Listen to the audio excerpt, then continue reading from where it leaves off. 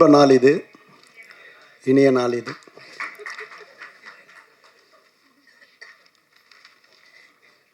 செவியிலே செந்தேன் மழை, புவியிலே டிஆரின் சங்கீத அலை.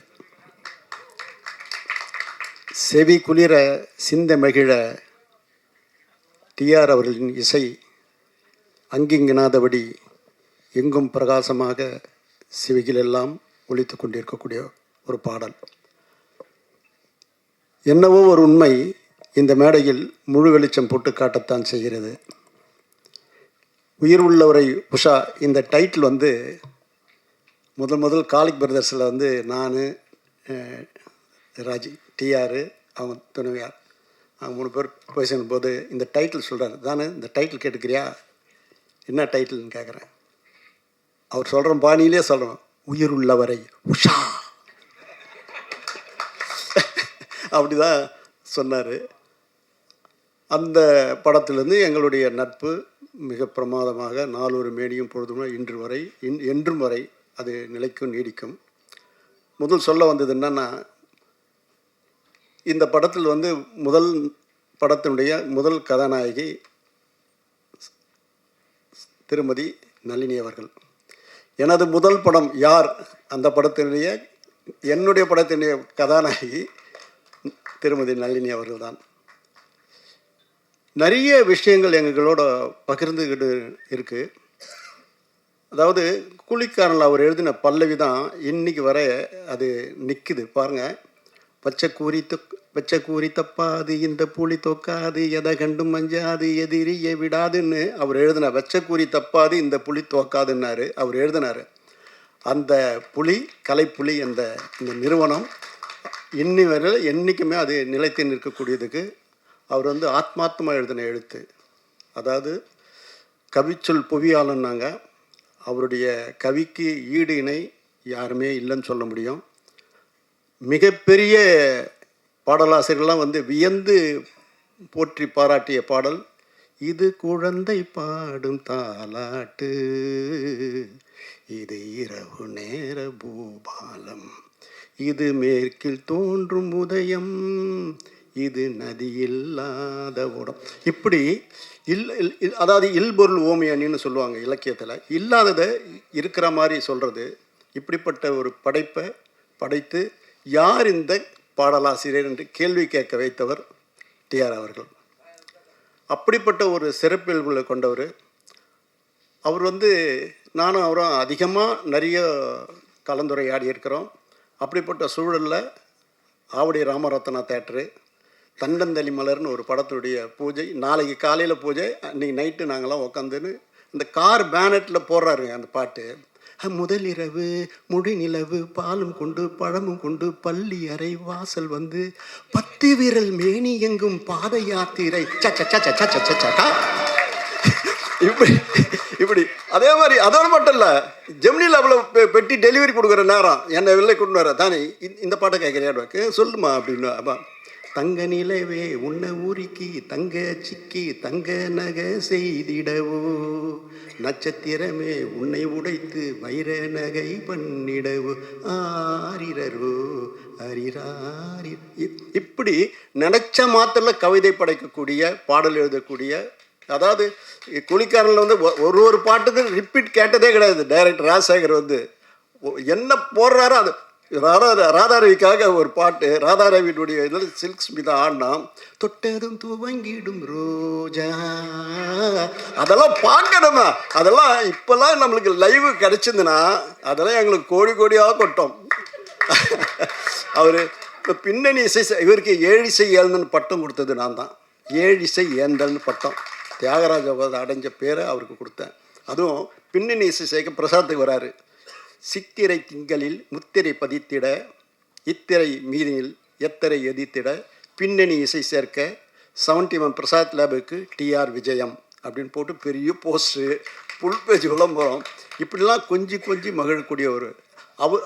அவர் வந்து போர்க்குணம் படைத்தவர். போடாரப்பிறந்தவன் போர்க்குணம் மிகுந்தவன் சொன்னால் அது டிஆர் தான் சொல்லணும். அதாவது யாராவது ஒருத்தர் ஏமாத்தினோன்னு அவரை நினச்சா ரோடுக்கே இறங்கி வர்றார். நானும் அவரை சேர்ந்து ரோடுக்கு பயணிக்கிறான். அதாவது லீரான் சார் தெருலேருந்து பக்கத்தில் சிங்க தெருலேருந்து போயிட்டு ஆனந்தா பிக்சர்ஸ்லேருந்து கிருஷ்ணன் மூவிஸ் அக்கிலேருந்து மீட் பண்ணி நியாயம் கேட்டு வந்து ஜெயித்தவர். அப்படிப்பட்டவர். அதாவது உண்மையிலே சொல்லப்போனால் அந்த பீரியடில் வந்து 86வது வருஷம் கூலிக்காரன் ரிலீஸ் ஆகும்போது ஆடியோ உலக ஒரு பெரிய புரட்சியை உருவாக்குனது டிஆருடைய இசை தான். எப்படின்னா அப்போல்லாம் எல்லாருடைய இசையமைப்பாளருடைய காலம் வந்து ஃப்ரீயாக கொடுத்துருவாங்க. 25,000 50,000 1,00,000க்கு மேலே எந்த படமும் போனதே இல்லை. அறுதிட்டு உறுதி கூறுகிறேன், டிஆர் கூலிக்காரன் மாத்திரம் 4 லட்சம் லகரி வாங்கினார். அப்படியே வியந்து பார்த்தது திரையுலகம். அதே மாதிரி அன்னைக்கு கூலிக்காரன் வந்து 46 லட்சம் இருந்த வியாபாரம் விஜயகாந்தோடைய படம் அன்னைக்கு 1 கோடி விற்றுதுன்னா என்னுடைய சகோதரர் டிஆருடைய இசையும் அது ஒரு பெரிய பக்கபலமாக இருந்தது. அப்படிப்பட்டவருக்கு வந்து நிறைய தடவை நான் சொல்லியிருக்கேன், எனக்கு எப்போ படம் பண்ண அடுத்து பண்ணலான்னு. இந்த மேடையிலும் சொல்கிறேன், அவர் என்றைக்கும் சிரஞ்சீவியாக இசையில் அவர் அடிக்கவே முடியாது. அவர் எழுதுகிற வசனங்களும் அவர் அமைக்கிற காட்சிகளும் இன்னும் மாஸ் கொட்டிக்கினே இருக்கும். ஆகவே திரும்ப சொல்கிற ராஜி, நான் டிஆர் அப்படி தான் கூப்பிட்றேன், ராஜி எப்போ நீ என்னை அழைக்கிற நம்ம சேர்ந்து ஒரு படம் பண்ணுவோம். அது இந்த இண்டஸ்ட்ரிக்கு எல்லாருக்கும் நன்மையாக இருக்குது. திரையரங்குக்கு ஒரு அரங்கம் அதிரும் சுரங்கமாக அப்படி வரும். அப்படிப்பட்ட டிஆருடைய உயிருள்ள விஷா காதலர் தினத்தை வந்து பாருங்கள். நம்ம முதல்ல அதில் ஒரு பாட்டு நான் நினைக்கிறேன், இது இந்த பாட்டு படத்தில் வந்தது இல்லையே, இப்போ புதுசாக போட்டு போகிறோன்னு நினச்சேன். கரெக்டாக ஃபிக்ஸ் பண்ணி அந்த டைலாக்லேருந்து சொல்லும் போதே சரி இப்போ தான் பண்ணியிருக்காங்க. பாருங்கள், இளமை ததும்பும் இளமை குலுங்கும். அப்படிப்பட்ட ஒரு பெரிய படைப்பாளி. அந்த படைப்பாளி அமைக்கக்கூடிய இது வந்து காதல் தினத்தில் வருது. அதுக்கு வந்து அவர் தான் அதுக்கு இல்லை, அந்த காதலரை பற்றி சொல்கிறதுக்கு அவருக்கு இணை தான். செம்பருத்தி தந்த செல்வம்னு பக்கத்தில் இருந்து இப்படிலாம் சொல்கிறேன்னு நினைக்காது. அவர் அந்த செம்பருத்தி போல் பண்ணுறதெல்லாம் வந்து சொல்லவே முடியாது காதலில். அப்படிப்பட்ட ஒரு பெரிய படைப்பாளிகள்லாம் உட்காந்துருக்காங்க. அதாவது கதையிலேயே வந்து காதலை சொல்லக்கூடிய விக்ரமன் சார் இருக்கார்.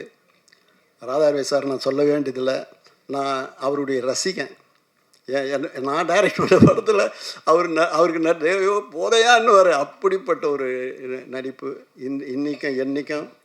இன்றைக்கி காலையில் கூட அவங்க எம்ஆர் ராதா சார் அனுப்பிச்ச ஒரு காணொலி அவருக்கு அனுப்பிச்சி வச்சேன். எப்போவுமே அவர் என் குடும்பத்தில் ஒருத்தர். இப்படிப்பட்ட விழாவில் பங்கு கொண்டிருக்கிறேன். நளினி அவர்களுக்கு என்னுடைய மகிழ்வும் நெகிழ்வும் வாழ்த்துக்களும் சொல்கிறேன். இந்த சூழ்நிலையை நீ வந்து தன்னிகரிட்டு விளங்குற, என்றைக்கும் சிறப்பான இடத்தை அடையணும்னு சொல்லி விடைபெறுகிறேன். நன்றி, வணக்கம்.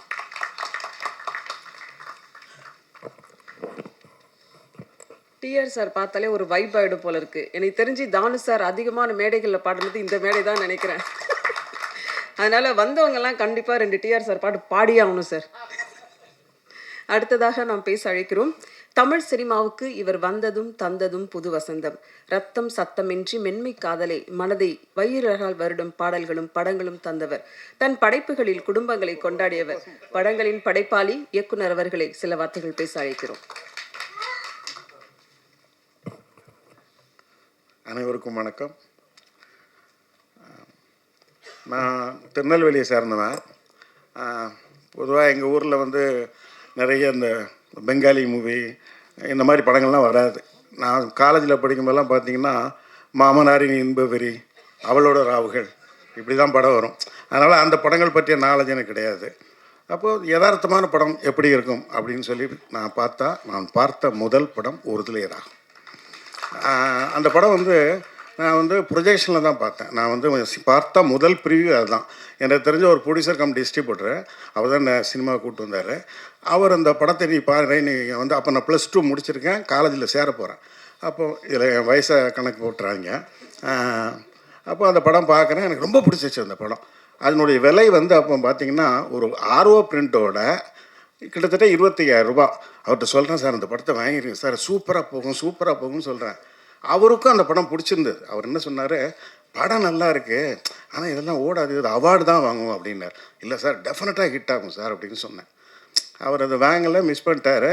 அந்த படம் எங்கள் ஊர் சிவசக்தி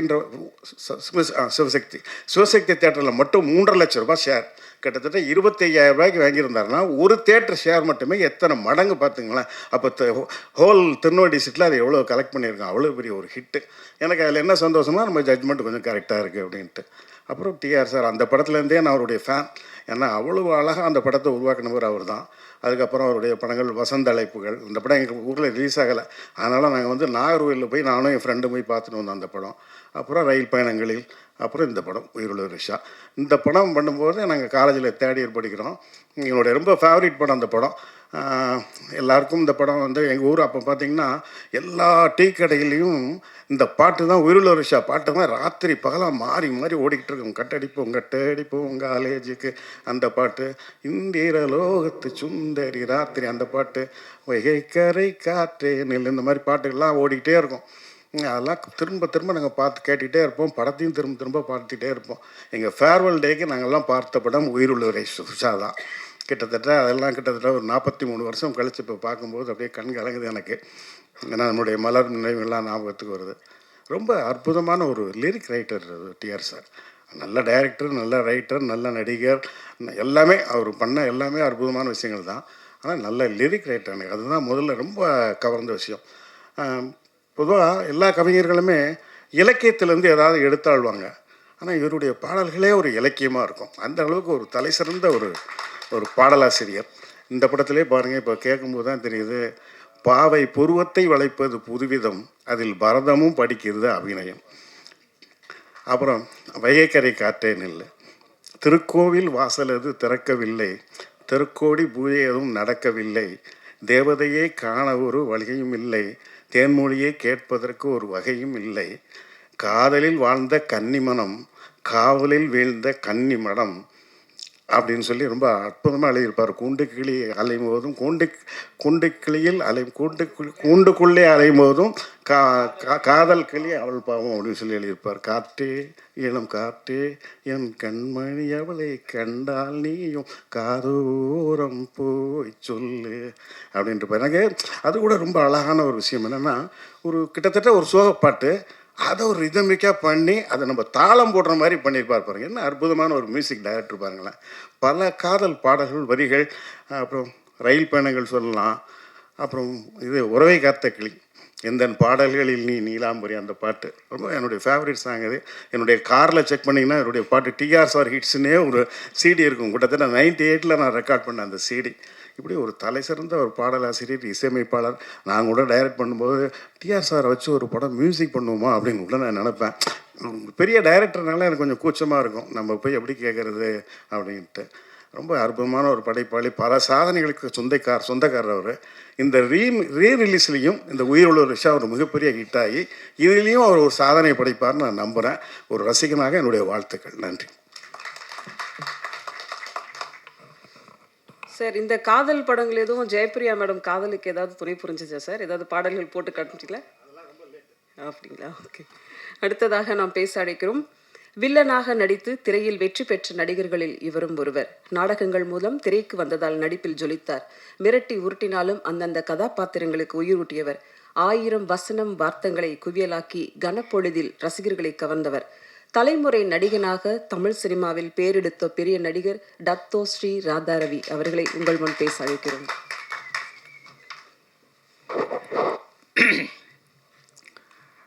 இங்கே கூடியிருக்கும் என் குடும்பத்தை சேர்ந்தவர்களே, வந்திருக்கும் பத்திரிகையாளர் நண்பர்களுக்கும், இந்த யூடியூபர்ஸ் அவர்களுக்கும், ஏன்னா நான் இன்றைக்கி வாழ்ந்துட்டு இருக்கேன்னா அது முக்கிய காரணம் அவங்க தான். ஏன்னா அவங்க தான் அக்கப்புறம் எழுதுவாங்க, எழுதினாலும் பரவாயில்ல, நல்லா இருப்பேன் நான். ஏன்னா அவங்க எழுதணும், என்னை பற்றி ஏதோ ஒன்று எழுதணும். புரியுது உங்களுக்கு? இப்போ காந்தியை பற்றி பேசும்போதெல்லாம் கோட்ஸை பற்றி பேசுகிறாங்கல்ல, அது மாதிரி தான். அது தவறு கிடையாது. இருந்தாலும் நல்ல நண்பர்கள். அண்டு சகோதரர் தானவர், என்னுடைய சகோதரன் அவர். நாங்கள் எப்பவுமே நிறைய சண்டை போட்டிருக்கோம், நிறைய வாட்டி சண்டை போட்டிருக்கோம். நிறைய தடவை அதை பற்றி கவலைப்படுறதில்ல, ஒற்றுமையாக போயிட்டே இருக்கோம். அதான் ஆச்சரியமாக இருக்குது. அவர் வீட்டு ஃபங்க்ஷனாக இருந்தாலும் சரி, என் வீட்டு ஃபங்க்ஷனாக இருந்தாலும் சரி, அவர் வந்து கலந்துக்கிட்டு நானும் வந்து கலந்துக்குவேன். அதே மாதிரி சகோதரர் செல்வமணியெல்லாம் ஏன் மறக்க முடியாதுன்னா, இன்றைக்கி ராதாரவி நிற்கிறான்னா அதுக்கெல்லாம் ஒரு காரணம் வந்து செல்வமணி அவர்களும் இருக்கிறார்கள். ஏன்னா அவருடைய படம் செம்பருத்தி போய் நடிக்கிறேன்னு போது தான் எனக்கு ஹார்ட் ப்ராப்ளம் வந்தது. அப்போ வீட்டில் படுத்துருந்தேன். அப்போ அந்த 3 மாதமும் அவர் வெயிட்டிங்.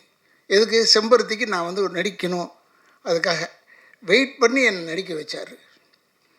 அது ஒரு பெரிய ஒரு ராசியாச்சு. எதுக்குன்னா எனக்கு தங்கச்சியாக நடித்தது அதில் ரோஜா, இதில் வந்து நம்ம நளினிம்மா, என் தங்கச்சி உயிர் உள்ள ஒரு உஷாவில். அதனால் அவங்க எல்லாமே பெரிய பெரிய ஹிட்டாகி பெரிய ஆளுங்களாக இருக்கும்போது கூட இன்றைக்கு வரைக்கும் அதே மரியாதை, அதே இது அன்பு செலுத்திட்டு இருக்காங்க. அவர்களுக்கு என்னுடைய வணக்கங்களை கூறி, சகோதரர் அவரை பற்றி சொல்ல தரவில்லை. அவர் இயக்குனர் என்னை வந்து சென்னை காதல்னு ஒரு படத்தில் நடிக்க வச்சார். நான் அவ்வளோவா கேட்கல அவர்கிட்ட போய் வாய்ப்பு. ஏன்னா டைரக்டருங்கிட்ட எப்போயும் நான் வாய்ப்பை கேட்டுருவேன். ஏன்னா இல்லை அடுத்த படத்தில் நான் பிரமாதமான ஒரு வேஷம் செய்யவே முடியாது. சும்மா சொல்லுவாங்க, அவங்க இருக்கிற பிஸியில் நம்ம மறந்துடுவாங்க. அதனால் அப்பப்போ நான் அட்டெண்டன்ஸ் போட்டுக்கிட்டே இருப்பேன். இவங்ககிட்ட டைரக்டர்கிட்டையும் ப்ரொடியூசர்கிட்டையும் அட்டெண்டன்ஸ் இருக்கும். டிஆர்கிட்ட கவலை இல்லை, ஏன்னா அவர் தான் ஆளினால் அழகுராஜா. அதனால் அவருக்கு எந்த ஏரியாவில் கேட்டாலும் அவருக்கு கவலை இல்லை. அவர் எப்பயுமே என்னை கூப்பிட்டு, உயிர் உள்ளவரை உஷா வரும்போது நாங்கள் சொல்லியிருக்கேன், பேட்டியில் சொல்லியிருக்கேன், என்னை கெடுத்தவர் டி ராஜேந்தர்னு. ஏன் என்னை கெடுத்தாருன்னா, 8 வருஷமாக எனக்கு படம் இல்லை. லா காலேஜ் படிச்சுக்கிட்டு இருந்தேன். கொஞ்சம் கொஞ்சம் ஒரு 2 படம் ஒரு படம் அப்படி நடிச்சுக்கிட்டு இருப்பேன். அப்போ டிஆர் சார் வந்து எனக்கு வந்து அமெரிக்காவில் எங்கள் அக்கா இருக்கிறதுனால என்னை கூப்பிட்டுட்டு, இவருக்கு எழுதி போடுற ஓஹியோவில் ஒரு ஆளை கேட்டிருக்காரு டைரக்டராக வேணும்னு அப்படின்னு கூட எழுதி போட்டேன். ஓஹியோவில் அவர் இருக்கார், ட்ரெஸ்பாஸ் அவென்யூ. அவர் பேர் மிஸ்டர் ராவ், இந்தியன். உடனே நான் எம்ஆர் ராதாசன்னு உடனே ஒத்துக்கிட்டார். ஆனால் அந்த பதிலை சொல்கிறதுக்கு மட்டும் 2 வருஷம் எடுத்துக்கிட்டார். அதுக்குள்ளேயும் பார்த்தா உயிர் உள்ளவரை உஷா உள்ளே வந்துச்சு. இவர் என்னை கூப்பிட்டு அறிமுகப்படுத்தினது பெரிய அளவில் போய் எல்லா படத்துலையும் நான் தான் வில்லன். கெடுக்கிறதுக்கு ரைட்டான ஆள் யாருன்னா ராதா ரவின்ற அளவுகளை கொண்டாண்டார். அதனால் என்னை வந்து ஊருக்கு போகாமல் தடுத்ததும் டிஆர் அவர்கள் தான். இல்லைன்னா நம்ம ஒழுங்காக போயிருப்பேன், அமெரிக்கா போயிருப்பேன்னு வச்சுக்கோங்க. ஆனால் அமெரிக்கா போயிருந்தால் இப்போ உங்களெல்லாம் சந்திக்க முடியுமா, உங்கள் பேர் எடுக்க முடியுமா? இந்த ஊரில் நான் பேர் எடுத்துருக்க முடியாது. இந்த பேரில் எடுத்ததுக்கு காரணம் வந்து டிஆர் அவர்கள் தான். இப்போ கூட நான் அந்த பார்த்துக்கிட்டே இருக்கும்போது தானு சார் சொன்னார், பேசும்போது இது வந்துடும். அப்புறமா டைரக்டர் சொன்னார், எனக்கு பேசும்போது அழ வந்துடும்னு. நான் உண்மையிலேயே பார்க்கும்போது எனக்கு அழ வந்துருச்சு. எப்படிப்பட்ட படம், எப்பேற்பட்ட படம் பா! உயிர் உள்ளவரை உஷா. இவரை பார்க்கறதுக்கு நான் அப்போ சாந்தி விகார் பக்கத்தில் எங்கேயோ ஒரு ஃப்ளாட்டில் இருந்தார் சார், கங்கா அப்பார்ட்மெண்ட்ஸ்.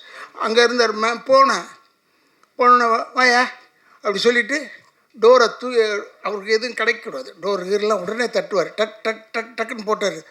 என்னென்னு பார்த்தா இவங்க கல்யாணம் பண்ணிக்க போகிறாங்க உஷா. அவங்க வந்து வெளிநாட்டுக்கு போயிருக்காங்க ஒரு ப்ரோக்ராமுக்கு. உடனே எனக்கு பாடி காமிச்சார். இந்த உயிர் உள்ள ஒரு உஷாவில் ஒரு பாட்டை பாடினார், வைகை கரை காற்றினில்னு பாடினார். அப்படி யாரும் பார்த்து, என்னடா இந்த மனுஷன் நின்ன இடத்துல தட்டுறாரு, நின்ன இடத்துல பாடுறாரு, எப்படிடா இது இப்படி ஒரு மனுஷன்னா என்ன? அப்போ பார்த்தேன். இப்போவும் 40 வருஷமாக இதே மாதிரி தான் இருக்கார். அதுதான் அவர்கிட்ட இருக்கிற ஒரு பெரிய.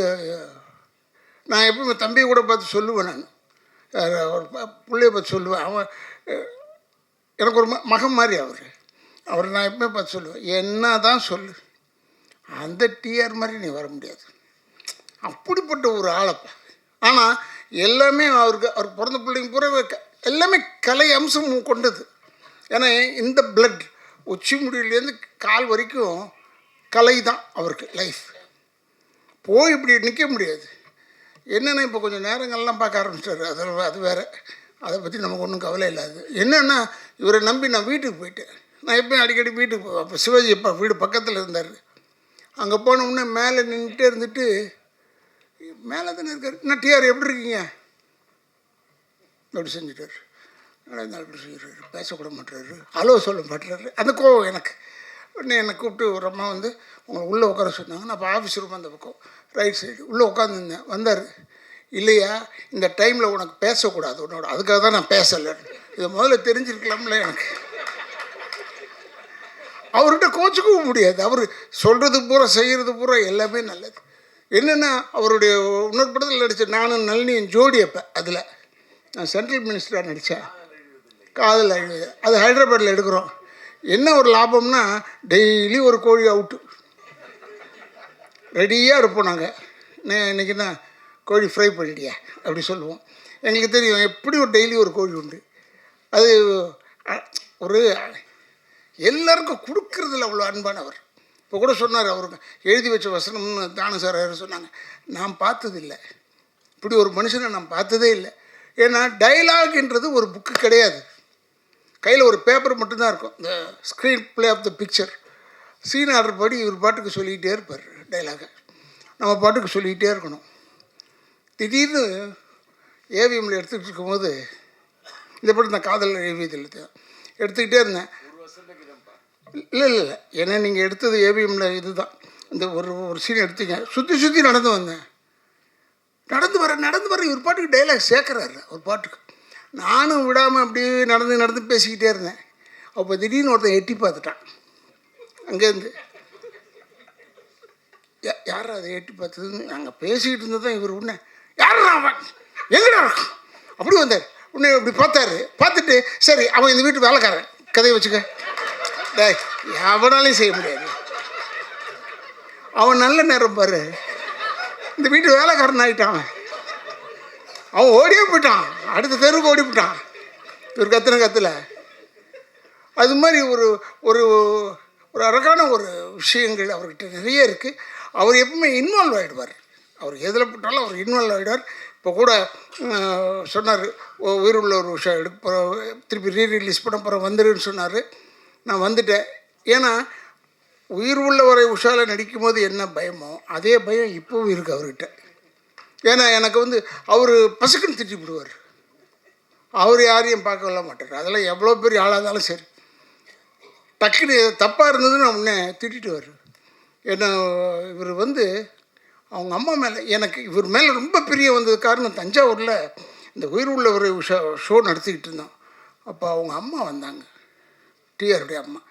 எவ்வளோ மரியாதை கொடுத்தாரு என் அம்மா. நான்லாம் தாய்னாலே நான் வீக்னஸ்ஸு எனக்கு.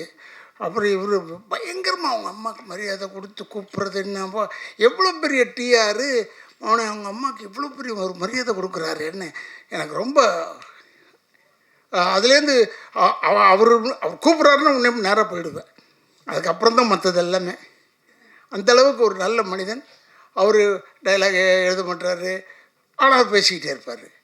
இந்த சீனில் அந்த சீனில் வராதுன்றது வேறு, இந்த படத்தில் அந்த படத்தில் வராது. அந்த டேலண்ட் வேறு யாருக்குமே கிடையாது. நான் பார்த்த வரைக்கும், நான் பார்த்த நடிகர்கள் வரைக்கும் இல்லை. ஏறத்தாழ ஒரு 42 வருஷம் ஆயிடுச்சா இந்த படம் 40 கிழிஞ்சது போ 83 போயிட்டு அடிச்சிருக்கோம் இப்படி. ஆனால் அப்பா 40 இயர்ஸ் 2 இயர்ஸுக்கு அப்புறமா இன்னும் அதே மாதிரி இருக்கிற மனுஷன் டச் அவுட் அப்படியே இருக்கணும். டிஆர் நல்லா இருக்கணும். எங்களெல்லாம் வளர்த்து விட்டு அழகு பார்த்துட்டார், எல்லாரையும் வளர்த்து விட்டு அழகு பார்த்தார். உயிர் உள்ள ஒரு உஷா முடிகிறதுக்குள்ளே சௌகர் நம்ம வீட்டில் ஷூட்டிங்கு, அங்கே முடிகிறதுக்குள்ளே இந்த பஞ்சாயத்து பண்ணி என்னால் டயர்டாயிட்டேன். தனியாக சிரிக்கிறப்ப இருக்கு நல்ல டெய்லி பஞ்சாயத்து.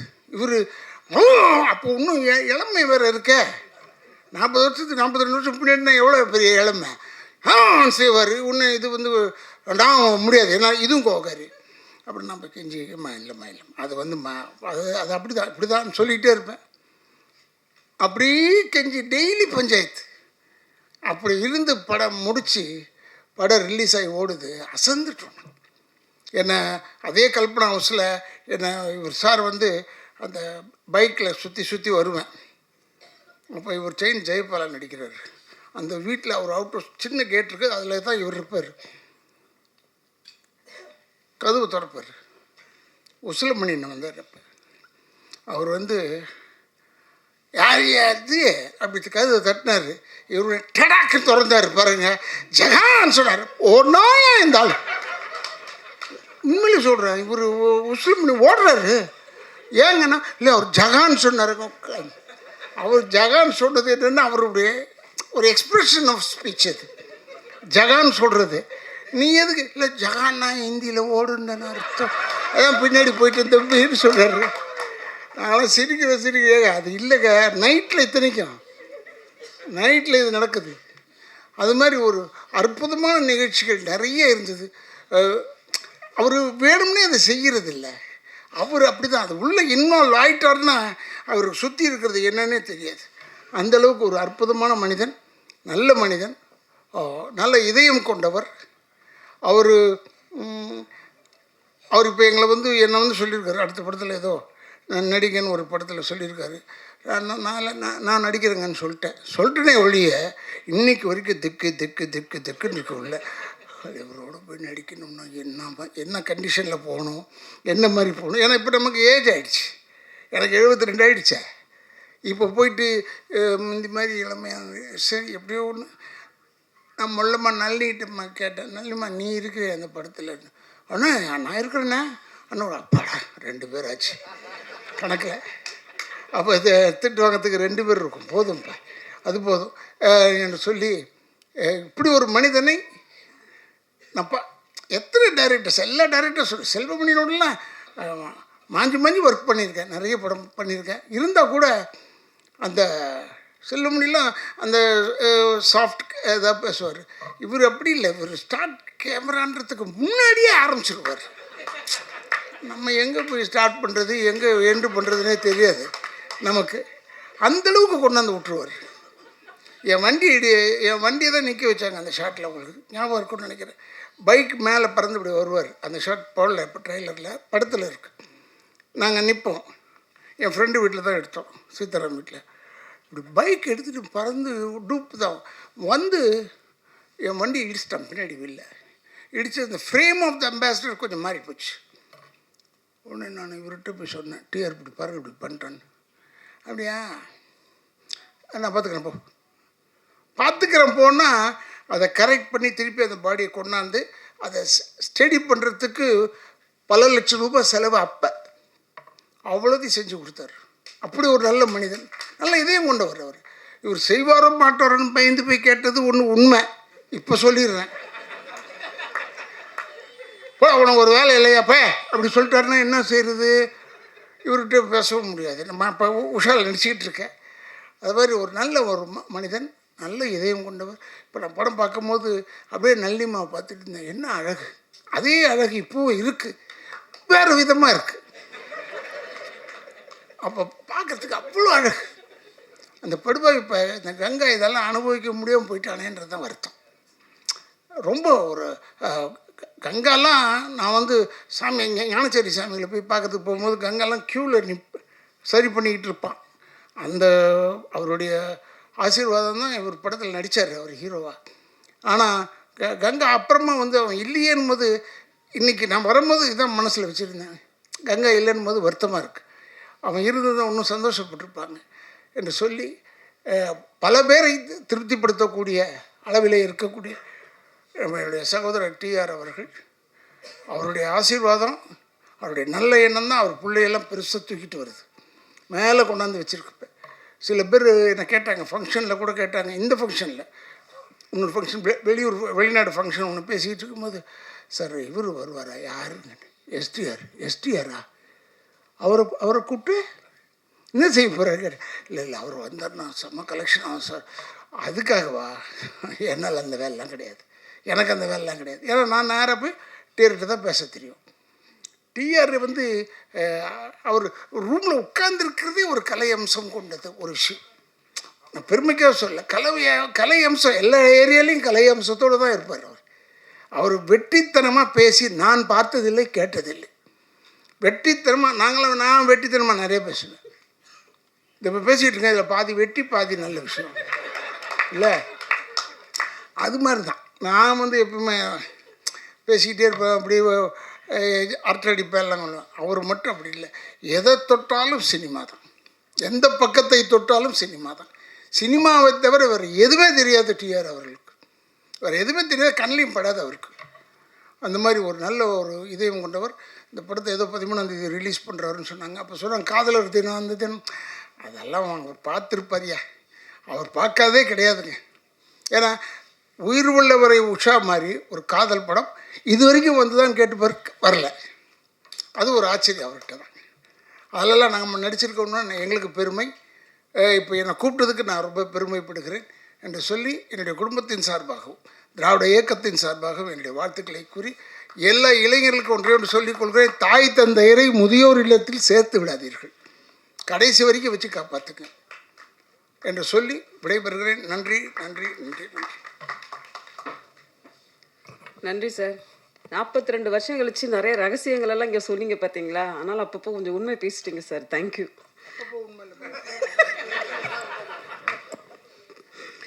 இல்லை, நிறைய ரகசியங்களை இப்படி உண்மையாக வெளிச்சமாக சொல்லுவாங்கல்ல, அதனால். அடுத்ததாக நாம் பேச அழைக்கிறோம். தமிழுக்கு உயிருள்ளவரை உஷா படம் மூலம் அறிமுகமானவர். தொடர்ந்து தங்கைக்கோர் கீதம், 100வது நாள், நான் பாடும் ஆடல், மகுடி, மண்ணுக்கேத்த பொண்ணு என்று மின்னும் திரையில் இவர் கண்கள் பேசும் 100 கதை, மெல்லிய சிரிப்பில் கண்ணாடி பிம்பமாய் ரசிகர்களை கவர்ந்த காவியமாய், திரையில் ஒலிக்கும் ஓவியமாய், மொத்தத்தில் 80களில் நம்ம காய்டு ராஷ்மிகாவோட க்ரஷ் அப்படின்னா நளினி மேடம் தான். அழைக்கிறோம் நளினி அவர்களை.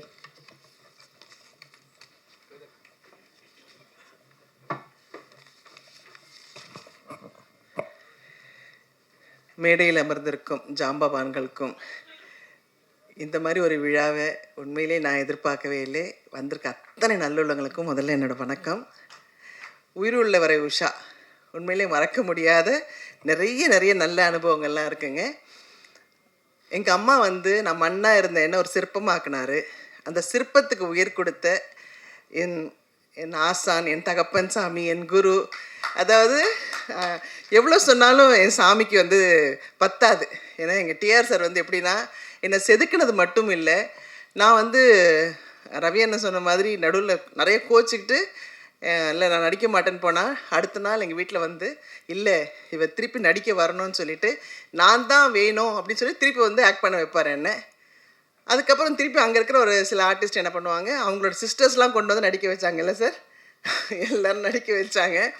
ஆனால் அப்போவும் எங்கள் சார் எனக்கு ஹீரோயின்னா நளினி மட்டும்தான், நளினி பண்ணாதான் நான் படம் பண்ணுவேன்னு சொல்லிட்டு யாருமே செய்யாத ஒரு பெரிய விஷயம். இன்றைக்கி உங்கள் எல்லாரோடையும் இருக்கிறேன், பேசுகிறேன். எல்லாத்துக்கும் ஒரே காரணம் என் சாமி டிஆர் சார் மட்டும்தான். அப்போ சின்ன வயசு, புரியாத வயசு, எதுக்கு யாரோ என்னை சத்தம் போடுறாங்கன்னு சொல்லிட்டு அடிக்கடி நான் கோச்சிப்பேன். அப்போ ரவி அண்ணன் தான் ஒரு குழந்த மாதிரி, இல்லை கண்ணம்மா சினிமானா இப்படி தான் இருக்கும், ஒன்று நல்லதுக்கு தான் சொல்கிறாரு பார், நீ எவ்வளோ புத்திசாலி சொல்லி என்ன மெருகேற்றி டேரக்டர்கிட்ட நிப்பாட்டுவார். எங்கள் டைரக்டருக்கு எதுக்கு என்ன பிடிக்கும்னா, நான் வேறு எந்த டிஸ்டர்பன்ஸ் இல்லை, எங்கள் டைரக்டர் என்ன சொன்னாலும், மேலேருந்து கீழே விழ சொன்னாலும் ஏன் என்னன்னு கேட்க மாட்டேன், விழுவேன். அவர் எவ்வளோ டைலாக் சொன்னாலும் அவர் வாயை பார்த்துட்டே அதே மாதிரி பேசுவேன். அதே மாதிரி 24 மணி நேரம் அவர் நடிக்க சொன்னாலும் அவருக்கு பேக்கப் சொல்கிறதே பிடிக்காது. சூரியன் வந்தாலும் வரலைன்னாலும் நடிச்சுக்கிட்டே இருக்க சொன்னாலும் நடிச்சுக்கிட்டே இருப்பேன். அதனால் அவருக்கு நளினியை தவிர வேறு எந்த ஆர்டிஸ்ட்டுமே பிடிக்காது நான் மனசார சொல்லுவேன். ஏன்னா அவருடைய அடுத்த படம் தங்கைக்கு ஒரு கீதத்துலேயே இருக்கட்டும், உறவே காத்துக்கிலையும் நான் தான் நடித்தேன். அதுக்கப்புறம் டேட்ஸ் காரணமாக என்னால் நடிக்க முடியாமல் போச்சு. எவ்வளோ நல்ல விஷயங்கள் எனக்கு கற்றுக் கொடுத்துருக்காரு எங்கள் டைரக்டர். எனக்கு ஒரு சமயம் நான் அவர் விட்டு வந்ததுக்கப்புறம் என்னை திருப்பி முதல்ல காதல் அழிவதில்லை எங்கள் டைரக்டர் கூப்பிட்டு என்னை பார்த்த உடனே ஒரு தகப்பன் எப்படி கண்ணீர் விடுவாரோ அந்த மாதிரி விட்டு, நான் இருக்கேம்மா உனக்கு எத்தனை படம் வேணால் நீ நடிக்கலாம் அப்படின்னு சொல்லி என்னை திருப்பியும் நடிக்க வச்ச ஒரு ஆசான் அவர். ஸோ இவருக்கு நான் என்ன சொல்கிறது என்ன பேசுகிறதுன்னு எனக்கு தெரியல. அந்த மாதிரி ஒரு தெய்வம் எனக்கு இந்த மேடையை கொடுத்துருக்கு. இப்படி ஒரு விழாவுக்கு என்னை கூப்பிட்டதுக்கு ரொம்ப ரொம்ப சந்தோஷம். அதே மாதிரி தானு சார் படத்துலேயும் நான் தான் ஃபஸ்ட்டு ஹீரோயின். பட் அவங்கள பற்றிலாம் எனக்கு பெருசாக தெரியாது. ஆனால் அதுக்கப்புறம் அவ்வளோ பெரிய டிஸ்ட்ரிபியூட்டர் அப்படிலாம் சொன்னாங்க. என்னுடைய கல்யாணத்துக்கு நிறைய உதவினார் தானு சார். அவருக்கும் என்னுடைய பெரிய நமஸ்காரங்கள்.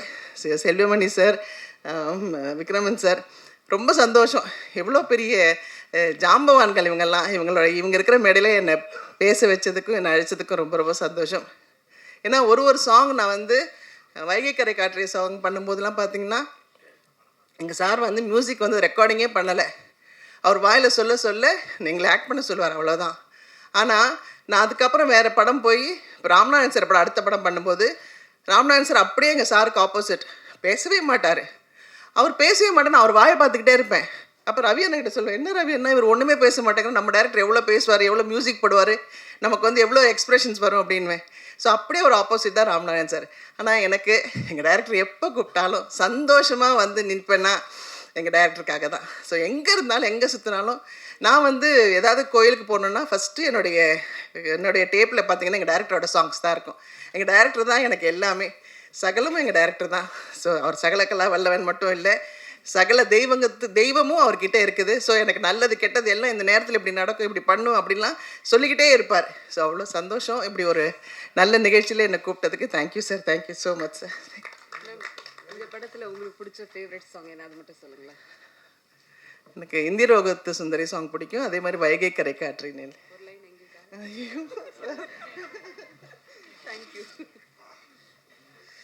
ஒரு லைன் எங்களுக்காக ஒன்றும் பதறிட்டீங்களே. Thank you ma'am. அடுத்ததாக நாம் பேச அழைக்கிறோம். ஒவ்வொருவரிடமும் ஏதோ ஒரு தனித்திறமை ஒளிந்திருக்கும். அறியாத அப்படி தன் திறமையை திரை உலகில் அறிய வைத்தவர். மாற்றி யோசித்து மாற்றங்களை தமிழ் சினிமாவில் கொண்டு வந்தவர். கடினமான பாதைதான் எப்போதும் சிறப்பான வழியை உண்டாக்கும். அப்படி சிறப்பான வழியில் வந்திருக்கும் திரு R.K. செல்வமணி சார் அவர்களை உங்கள் முன் பேச அழைக்கிறோம். உயிருள்ளவரை விஷா ரீரிலீஸ் இந்த நிகழ்ச்சிக்கு விழாவிற்கு வருகை தந்துள்ள பத்திரிகையாளர், ஊடகவியலாளர்கள், நண்பர்கள் மற்றும் மேடையில் அமைந்திருக்கும் என்னுடைய சகோதரர் திரு டி. ராஜேந்தர் அவர்களுக்கும், ராதாரவி சார் அவர்களுக்கும், நண்பர் விக்ரம் அவர்களுக்கும், சகோதரி நளினி அவர்களுக்கும் என்னுடைய மாலை வணக்கம். இந்த விழாவில் நான் கலந்துக்கிறது உண்மையாகவே ராதாரவி சொன்ன மாதிரி எங்களுடைய பழைய நினைவுகளை திருப்பி கொண்டு இந்த மேடையில் ரீகலெக்ட் பண்ணுற மாதிரி இருந்தது. உண்மையாக ரீரிலீஸ் மாதிரி தெரியல. அந்த பாட்டு ட்ரெய்லர் போடும்போது எழுந்து ஆடணும் மாதிரி ஒரு எங்களுக்குள்ளே இருக்க எனர்ஜியை என் வயசெல்லாம் மறந்து அந்த காலேஜ் டேயில் ஆடினவங்க மாதிரி ஒரு உணர்வை தோற்றுவிக்கிற படம். 40-43 வருஷம் ஆனால் கூட அந்த நான் சாதாரணமாக சொன்னேன். அவர் என்ன இது அதை ரெகக்னைஸ் பண்ணார். சார் இது உயிருள்ள ஒரு விஷயம், இன்னும் உயிரோடு இருக்குது சார்ன்னு. உண்மையாக நிறைய படங்கள் அந்த பாடல் அப்போ கேட்போம், அப்புறம் செத்து போயிடும். சில நாட்கள் இது மாதிரி கானா சாங் இல்லை ஹிட் சாங், இது மாதிரி மசாலா சாங்ஸ் ஒரு 1 year 2 year மாறி வேறு சாங் ஒன்று போயிடும். ஆனால் இந்த சாங் ரொம்ப நாளைக்கு அப்புறம் இங்கே நான் ஸ்க்ரீனில் பார்க்குறேன். அதே எனர்ஜி 83 நான் அப்போது காலேஜ் ஃபஸ்ட் இயர் போக போகிறேன்னு நினைக்கிறேன். இல்லை சாரி, அப்போ ஃபைனல் இயர் படிக்கிறோம். இல்லை 82 ஃபைனல் இயரில் படி. அப்போ தான் எக்ஸாம் வரப்போ, ஃபைனல் இயரில் எக்ஸாம் வரப்போகுது. 6வது செமஸ்டரு. அந்த மார்ச் மாதம் சொன்னார் இல்லையா, கரெக்டாக எக்ஸாம் ஏப்ரல் மேலே வரப்போகுது. இந்த படத்தை 4 தடவை போய் பார்த்துட்ருக்கோம்.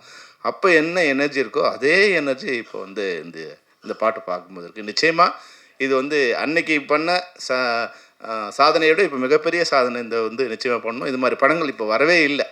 சாதாரணமான ஒரு கலைஞன் இப்போ இது மாதிரி கலைஞர்கள் பிறக்க முடியாத ஒரு சூழ்நிலை தான் இன்றைக்கி இண்டஸ்ட்ரியில் இருக்குது. டி. ராஜேந்தர் மாதிரி சார் மாதிரி இயக்குநர்கள் சாதாரணமாக ஒரு சின்ன ஒரு கதையை எடுத்துக்கிட்டு பிரம்மாண்டமாக அந்த படத்தை ஒரு தமிழ் நம்மளுடைய மரபோட இல்லை நம்மளுடைய வாழ்க்கை சூழ்நிலையோட ஒரு கதையை பண்ண முடியுமானா அதுக்கு ஒரு கஷ்டம்தான். அது மாதிரியான ஒரு டைட்டான சுச்சுவேஷனில் இந்த படம் வர்றது ஒரு குறிஞ்சி மலர் மாதிரி தான் இருக்குது என்னை பொறுத்த வரைக்கும். நான் பாராட்டுறதுக்காக சொல்ல. ஆனால் டிஆர் சார் என்னை பொறுத்த வரைக்கும் அவருக்கு தெரியாது நான் எப்படிலாம் அவங்கள ரசிச்சிருக்கேன்னு தெரியாது. நான் முதல் முறையாக இந்த படம் ஃபைனல் இயர் வரும்போது நான் ஃபஸ்ட் இயர் ஜாயின் பண்ண போகிறேன். அப்போ தான் சென்னைக்கு முதல்ல வந்திருக்கேன். அப்போது கிராமத்தில் படித்து முடிச்சுட்டு சென்னைக்கு வந்திருக்கேன். ஸ்கூலில் முடிச்சு சென்னைக்கு வந்திருக்கேன். அப்போ தான் இந்த படம் ஒருதலை ராகம் படம் ரிலீஸ் ஆக போகுது.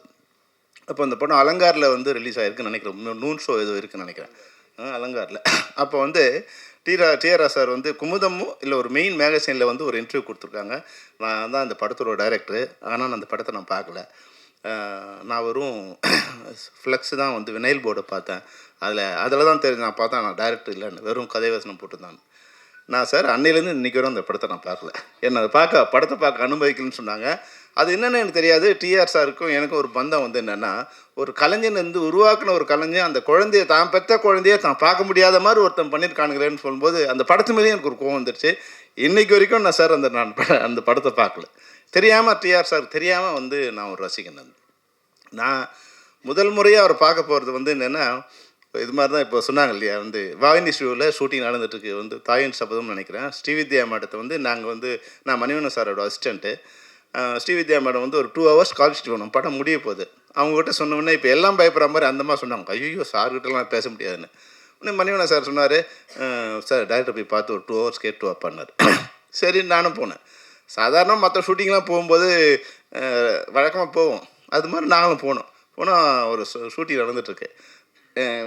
நான் அசிஸ்டண்டாக இருக்கும்போது இந்த மாதிரி எப்படின்னா, ஒரு ஷார்ட் ரெடியானு போய் கூப்பிடணும்.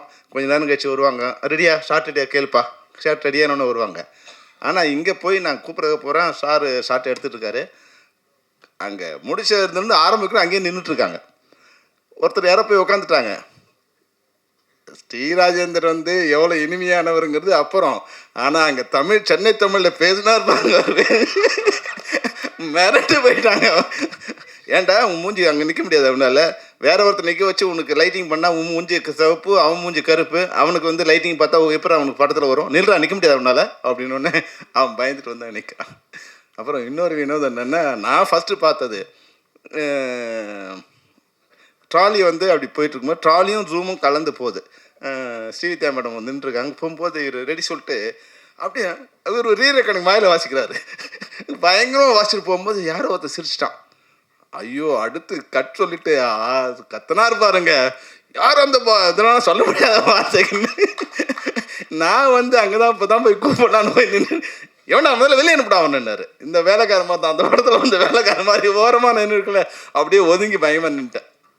பயங்கரமாக கத்தை அந்த கலைஞன் நான் பார்க்காத டைரக்டர் வந்து டைரெக்ஷனுங்கிறது நாங்கள் சொல்லிவிட்டு நாங்கள் ராமநாதன் சார் மாதிரி தான் நாங்கள் சொன்னோமோ, அது வந்து அவங்க நடிக்க கொஞ்சம் சொல்லி தருவோம், அவங்களோட இது பண்ணுவாங்க, அவ்வளோ அப்படி தான் இருக்கும்.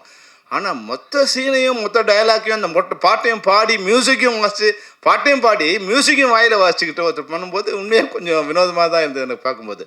ஆனால் அதனுடைய அந்த இன்வால்மெண்ட் இருக்கு இல்லையா, அது பயங்கரமாக இருந்தது. அப்போ உடனே வந்து என்னை பார்த்தாரு, எனக்கு பயம், போய் பேசுறதுக்கே பயம். ஆனால் நான் மணிவண்ணன் சார் அசிஸ்டன்ட் சொன்ன உடனே மணிவண்ணன் சாருக்கு என்ன மரியாதை கொடுப்பார் அதே மரியாதை, எங்கள் சேர் போட்டு அங்கே உட்கார உடனே வந்து அப்படின்னு சொல்லி டைரக்டருக்கு உண்டான மரியாதை கொடுத்து, மணிவண்ணன் சார் இது மாதிரி சார் கொஞ்சம் கேட்டார்னா, பரவாயில்லப்பா இந்த ஸ்ரீ சொல்லி பரவாயில்லையம்மான்னு கேட்டார். பரவாயில்லன்னு சொல்லி அந்த 2 hours வந்து அட்ஜஸ்ட் பண்ணி கொடுத்தாரு. அதாவது வந்து பார்க்க கரடு முருடாக தெரிகிற ஒரு மனிதன் வந்து உண்மையில் வந்து உள்ளத்தால் வந்து அவ்வளோ வந்து இனிமையானவர், மற்றவங்க மதிக்க தெரிஞ்சவர், ஒரு கலைஞன், கரைபடாத கலைஞன், ஒரு கண்ணியமான கலைஞன். அந்த படங்களில் இருக்கிற டி ராஜேந்தர் வந்து உண்மையான ஒரு கலைஞன். நான் பார்த்ததில் பல நேரங்களில் பார்த்துருக்கேன். அது மனிதர் எப்படின்னா, எனக்கு ஒரு இக்கட்டான சூழ்நிலை ஒன்று வந்து ரோஜாவுக்கு ஒரு விழா நடத்தணும்னு நாங்கள் நினைக்கிறோம். விழா நடத்தும்போது ரோஜா 100க்கு 100 படம் முடித்தாங்க, அவங்களுக்கு ஒரு விழா நடத்தலாம், சரி எல்லாம் பண்ணிட்டோம்.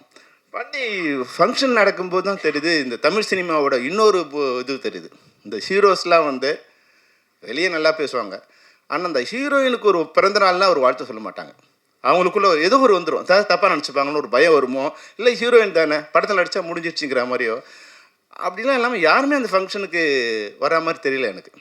அப்போ நான் வந்து நாங்கள் நடத்தலை, வேறு ராஜ்டிவியில் ஏதோ ப்ரோக்ராம் பண்ணுறதுக்காக கேட்டாங்க. சித்ரா சார் வந்து சித்ரா லட்சுமணும் சிவசீனிவாசனும். அப்போ வந்து நான் வேறு வழி இல்லாமல் என் நண்பர்களை கொஞ்சம் பேர் கூப்பிட்டு சார் வரணுன்னு. அப்போ சார்னா அதுக்கு முன்னாடி எனக்கு பெரிய பழக்கம்லாம் இல்லை, நேரா சார் நீ கொஞ்சம் வரணும் சார்னு அவர் சொன்னார். சார் நம்ம 100வது விழாவுக்கு பெரும்பாலும் வந்தது இல்லையே சொல்ல முடியும்னார். சார் இது மாதிரி எனக்கு ஒரு இதுவாக கெட்டாக இருக்குன்னு உடனே வரேன் அப்படின்னு சொன்னார்.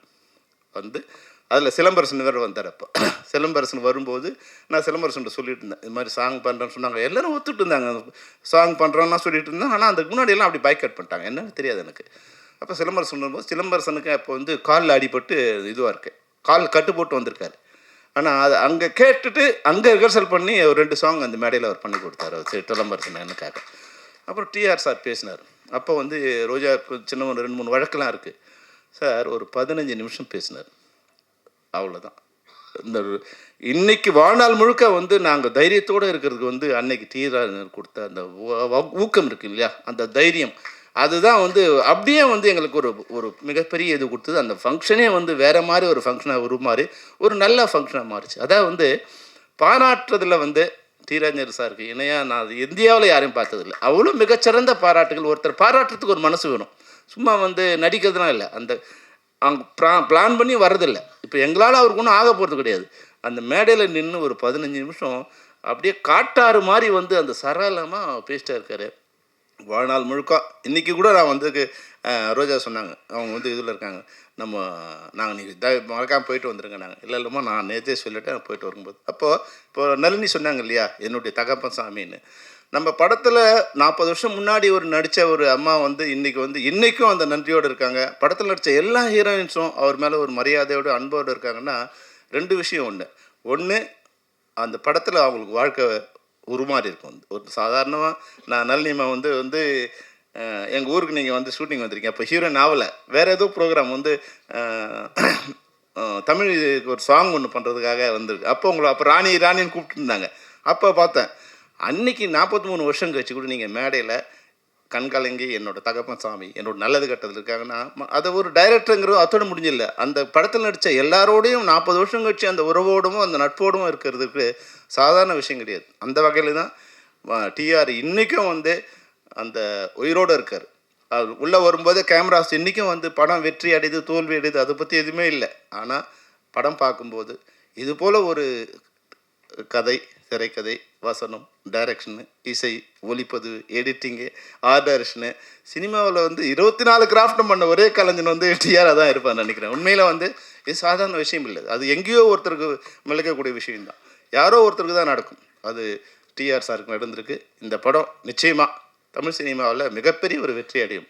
ஏன்னா எனக்கு இன்னொருத்தர் அவரை நான் வந்து வேற ஒரு சந்தர்ப்பத்தில், ஏன்னா இதெல்லாம் அவருக்கு தெரியாது, நான் வந்து இயக்குனராக இருந்து தயாரிப்பாளராக மாறுறேன். நான் செம்பருத்தின்னு ஒரு படம் பண்ணுறேன்.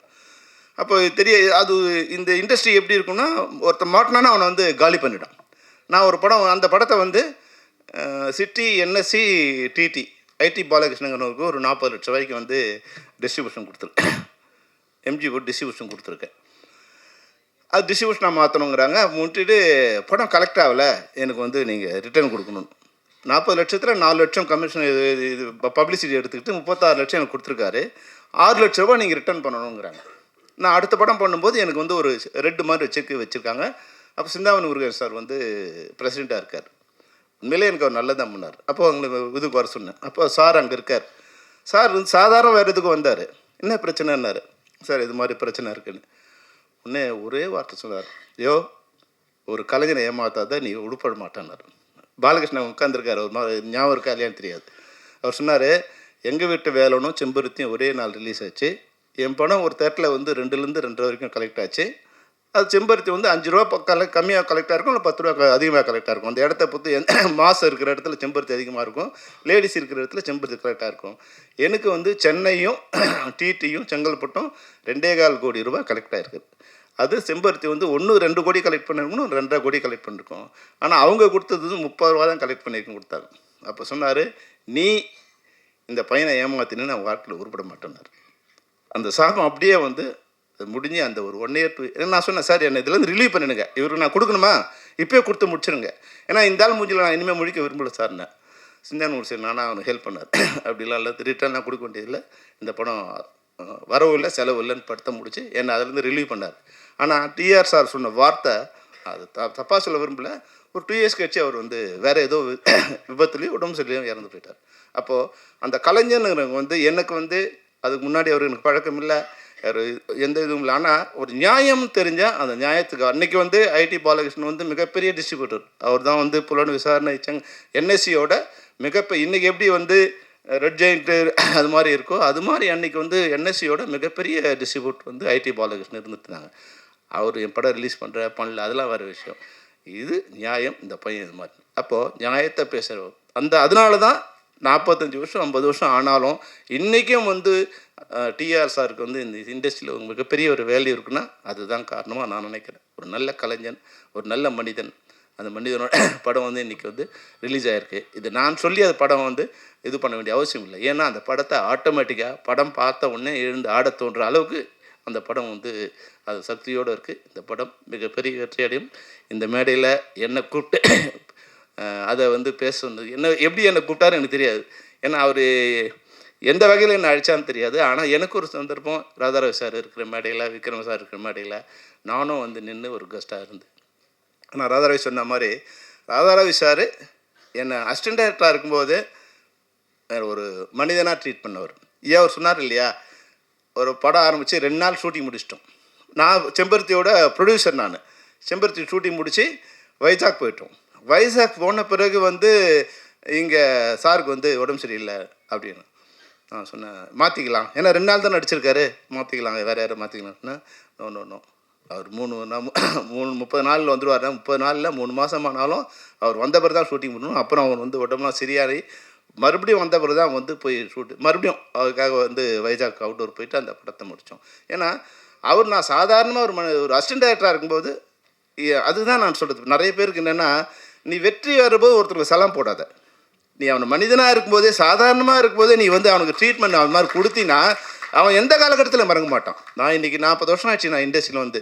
ஒரு 10 பேர் நான் வந்து அவங்க எந்த நிலையில் இருந்தாலும் நான் வந்து அவங்க வரும்போது எழுந்து நிற்பேன். ஏன்னா நான் அசிஸ்டன்ட் டைரக்டராக இருக்கும்போது அவங்க என்னை மனிதனாக ட்ரீட் பண்ணாங்க. நான் டைரக்டர் ஆன பிறகு இல்லை, டைரக்டர் ஆன பிறகு என்னை பார்த்து விஷ் பண்ணுறவங்களுக்கு நான் வருவோம். அதை கவுண்டர் இருக்கும், மரியாதை கொடுக்குறதுங்கிறது வேறு. ஆனால் என்னோடய ஸ்டேட்டஸோ என்னோடய வெற்றியோ இல்லாமல் என்னை மனிதனாக பார்த்து என்னை மரியாதை கொடுத்தவங்களுக்கு நான் இன்றைக்கும் மரியாதை கொடுத்துட்டே இருக்கேன். அதுபோல் யாராவது நீங்கள் வந்து வாழ்க்கையில் வரணும்னு நினைக்கிறவங்களுக்கு இது வந்து ஒரு பாடம். மனிதர்களை மனிதரால் ட்ரீட் பண்ணுங்கள். நிச்சயமாக உங்களை வாழ்நாள் முழுக்க அவங்களும் மனிதர்களாக ட்ரீட் பண்ணுவாங்க. அதுதான் இந்த நேரத்தில் நான் வந்து டிஆர் சார் மூலமாக இது வந்து ஒரு விஷயத்தை உங்களோட ஷேர் பண்ண விரும்புகிறேன். இந்த படம் நிச்சயமாக தமிழ் சினிமாவில் 83 பண்ண சாதனையை 2026 பண்ணுங்க வாழ்த்தி விடைபெறுகிறேன். நன்றி, வணக்கம்.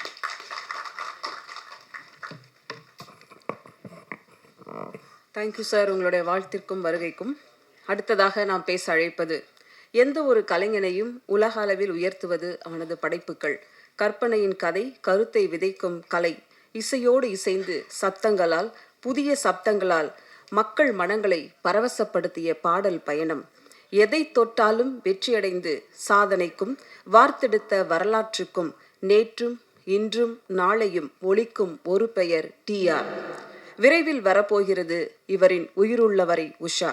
ஆனால் உண்மையில் இவருக்குள் இருக்கும் உயிரின் பெயரே உஷா. வாங்க டிஆர் சார்.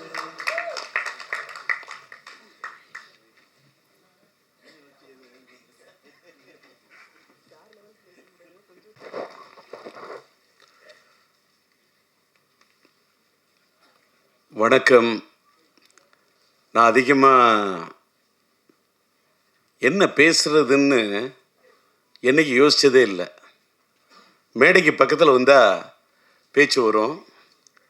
இன்றைக்கி கொஞ்சம் நான் என்னை கலகலப்பாக ஆக்க வேண்டிய இடத்துல சில பேர் கலங்க வச்சிடுறாங்க.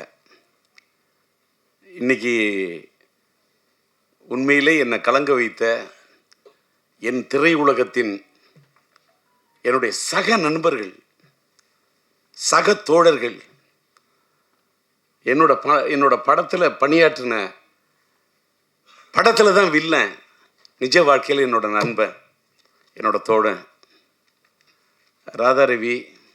அதே மாதிரி என் படத்தில் உயிருள்ள ஒரு விஷாவில் உயிருள்ள ஒரு விஷயம் டைட்டில் வச்சேன். ஆனால் படத்துக்கு உயிர் கொடுத்த ஒரு நாயகி. அதுக்கு மேலே எனக்கு வார்த்தை கிடையாது. அப்படிப்பட்ட ஒரு பெண்ணு. அந்த அம்மா வந்து பேசுனது கொஞ்சம் என்னை டிஸ்டர்ப் பண்ணிடுச்சு. ஏன்னா என்னை சாமிக்கு மீன்லாம் சொன்னிச்சு, தகப்பன் சாமின்னு. மனிதன் வந்து குணத்தால் தான் தெய்வமாக முடியும். God is great. இறைவனை மீறி இந்த உலகத்தில் எதுவுமே இல்லை.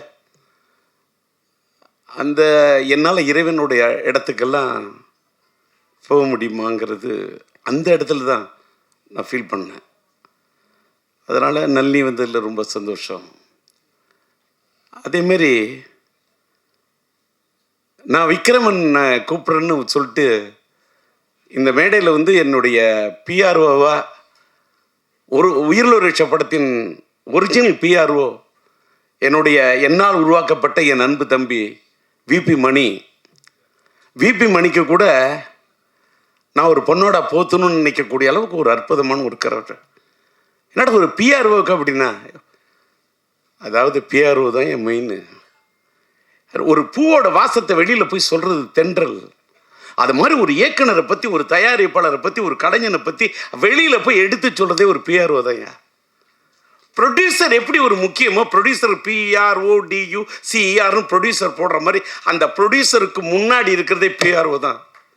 ஒரு ப்ரொடியூசரையும் ஒரு இயக்குனரையும் ஒரு கலைஞனையும் ஒரு கதாநாயகனும் தன்னை எல்லாரையும் தூக்கி நிறுத்துறதே பிஆர்ஓ தான்.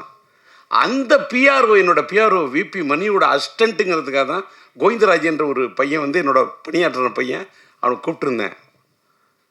அந்த பையன் வந்து ஒரு கோயில் வந்து கும்பாபிஷேகம் பண்ணுறதுக்கு அவங்க ஊரில், சொந்த ஊரில் 7ஆம் தேதி கும்பாபிஷேகம் போகிறாரு.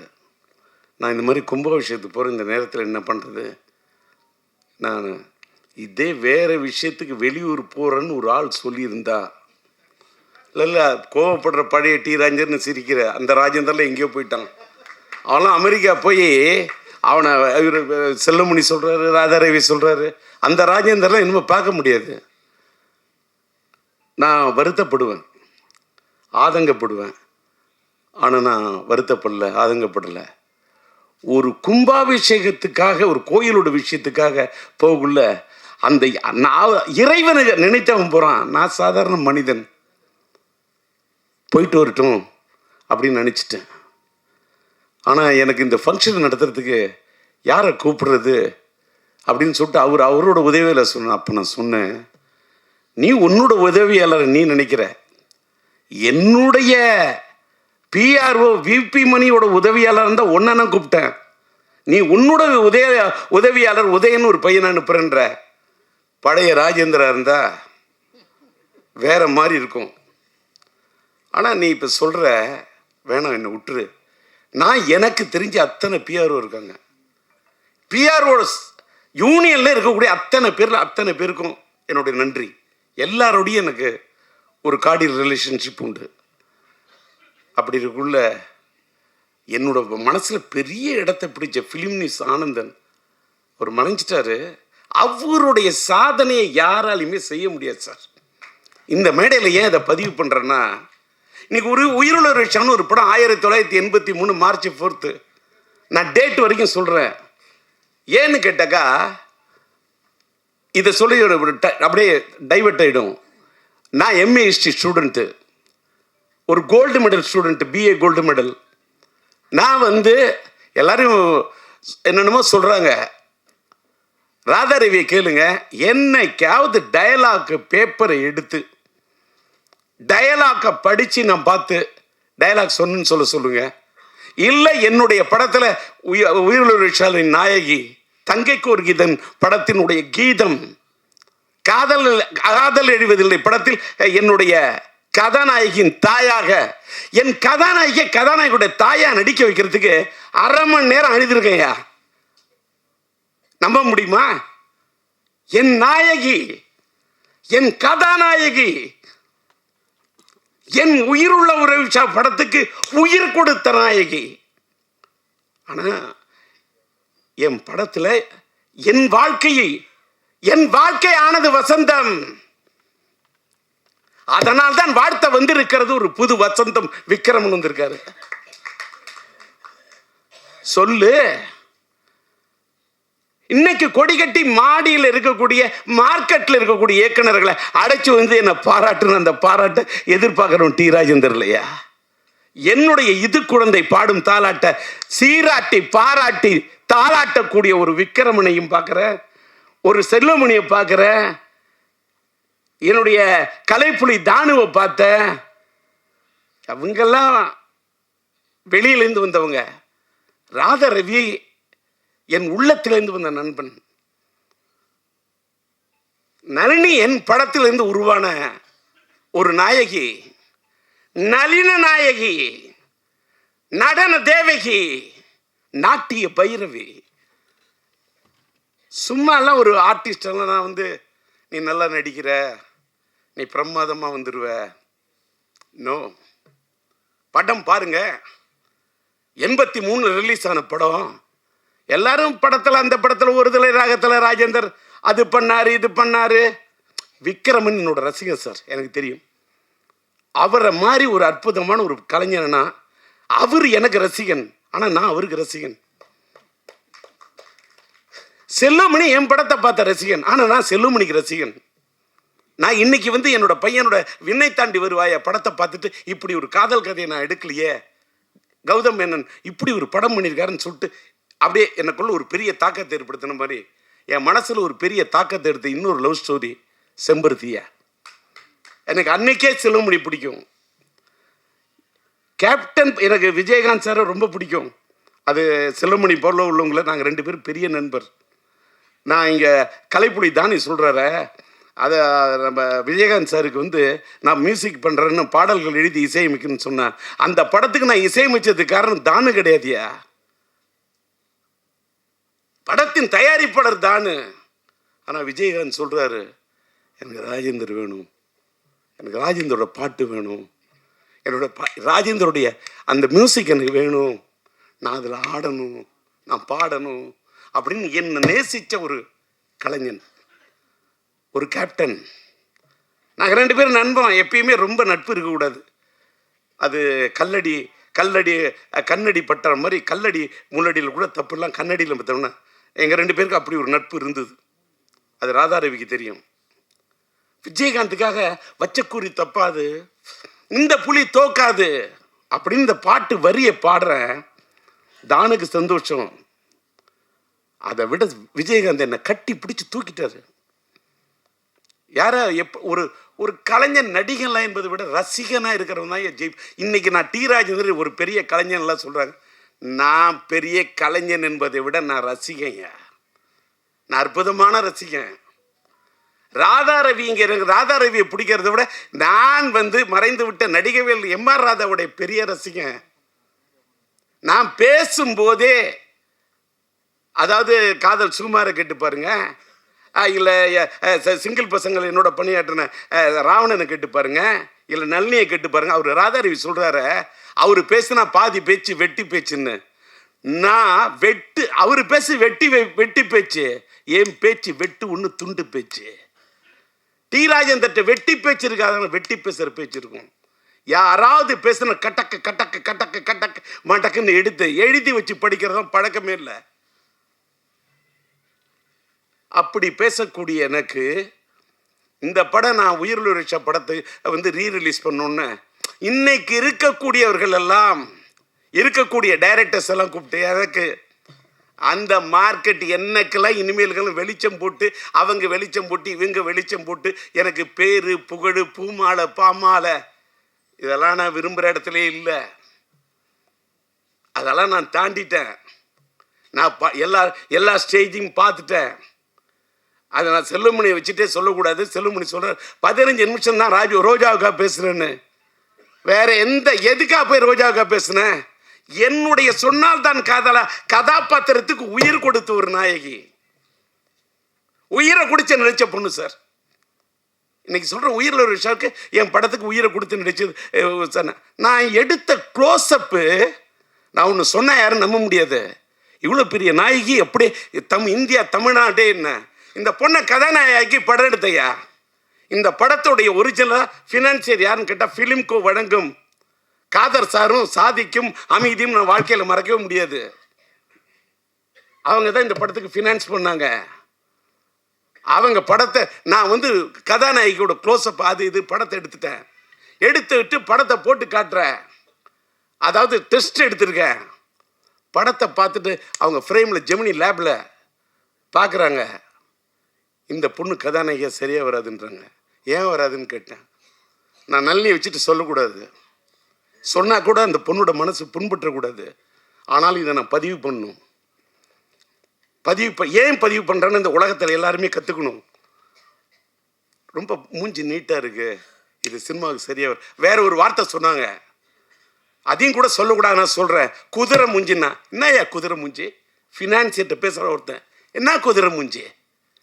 உனக்கு தெரியுமா குதிரையோட அருமை? சூரியன் என்ன உனக்கு தெரியுமா? சந்திரன் என்ன உனக்கு தெரியுமா? செவ்வாய் என்ன உனக்கு தெரியுமா? புதன் வித்தைக்காரன் தெரியுமா? வியாழன் குரு பிரகஸ்பதி உனக்கு தெரியுமா? வெள்ளி சுக்கிரன் உனக்கு தெரியுமா? சனி உனக்கு தெரியுமா? ராகு உனக்கு தெரியுமா? கேது உனக்கு தெரியுமா? ராகுவை போல் கொடுப்பான் இல்லை, கேதுவை போல் கெடுப்பான் இல்லை. 488 பாட்டு படிப்பேன். குதிரன் என்ன சுக்கரன், அதாயா சினிமா. இந்த பொண்ணு தமிழ் திரையுலகத்தில் இந்திய திரையுலகத்தை கலக்குவாயா? அவதாயா ராணி இல்லையா? இந்த பொண்ணு தாயா நளினி. இல்லை இப்படி இருக்கு அப்படின்னா இப்போ பார்த்தீங்கல்ல, வெயிட் பண்ணுங்க, எனக்கு ஒரு 2 நாள் டைம் கொடுங்க. இதே ரஷ்யா உங்களை வரும். கூப்பிட்ட நளினிய யாரும் நம்ப மாட்டீங்க. ராதாரி சொன்ன பார்த்தீங்களா, காருக்கு இவ்வளோ ரூபா செலவு பண்ணணும், உடனே காரை செலவு பண்ணி கொடுத்தாருன்னு. படையெடுக்குள்ளே இன்ன வரைக்கும் நான் செலவை பார்த்ததே இல்லை. என் சிந்தனைக்கு கொடுத்த மரியாதை நான் பணத்துக்கு கொடுத்ததே இல்லையா?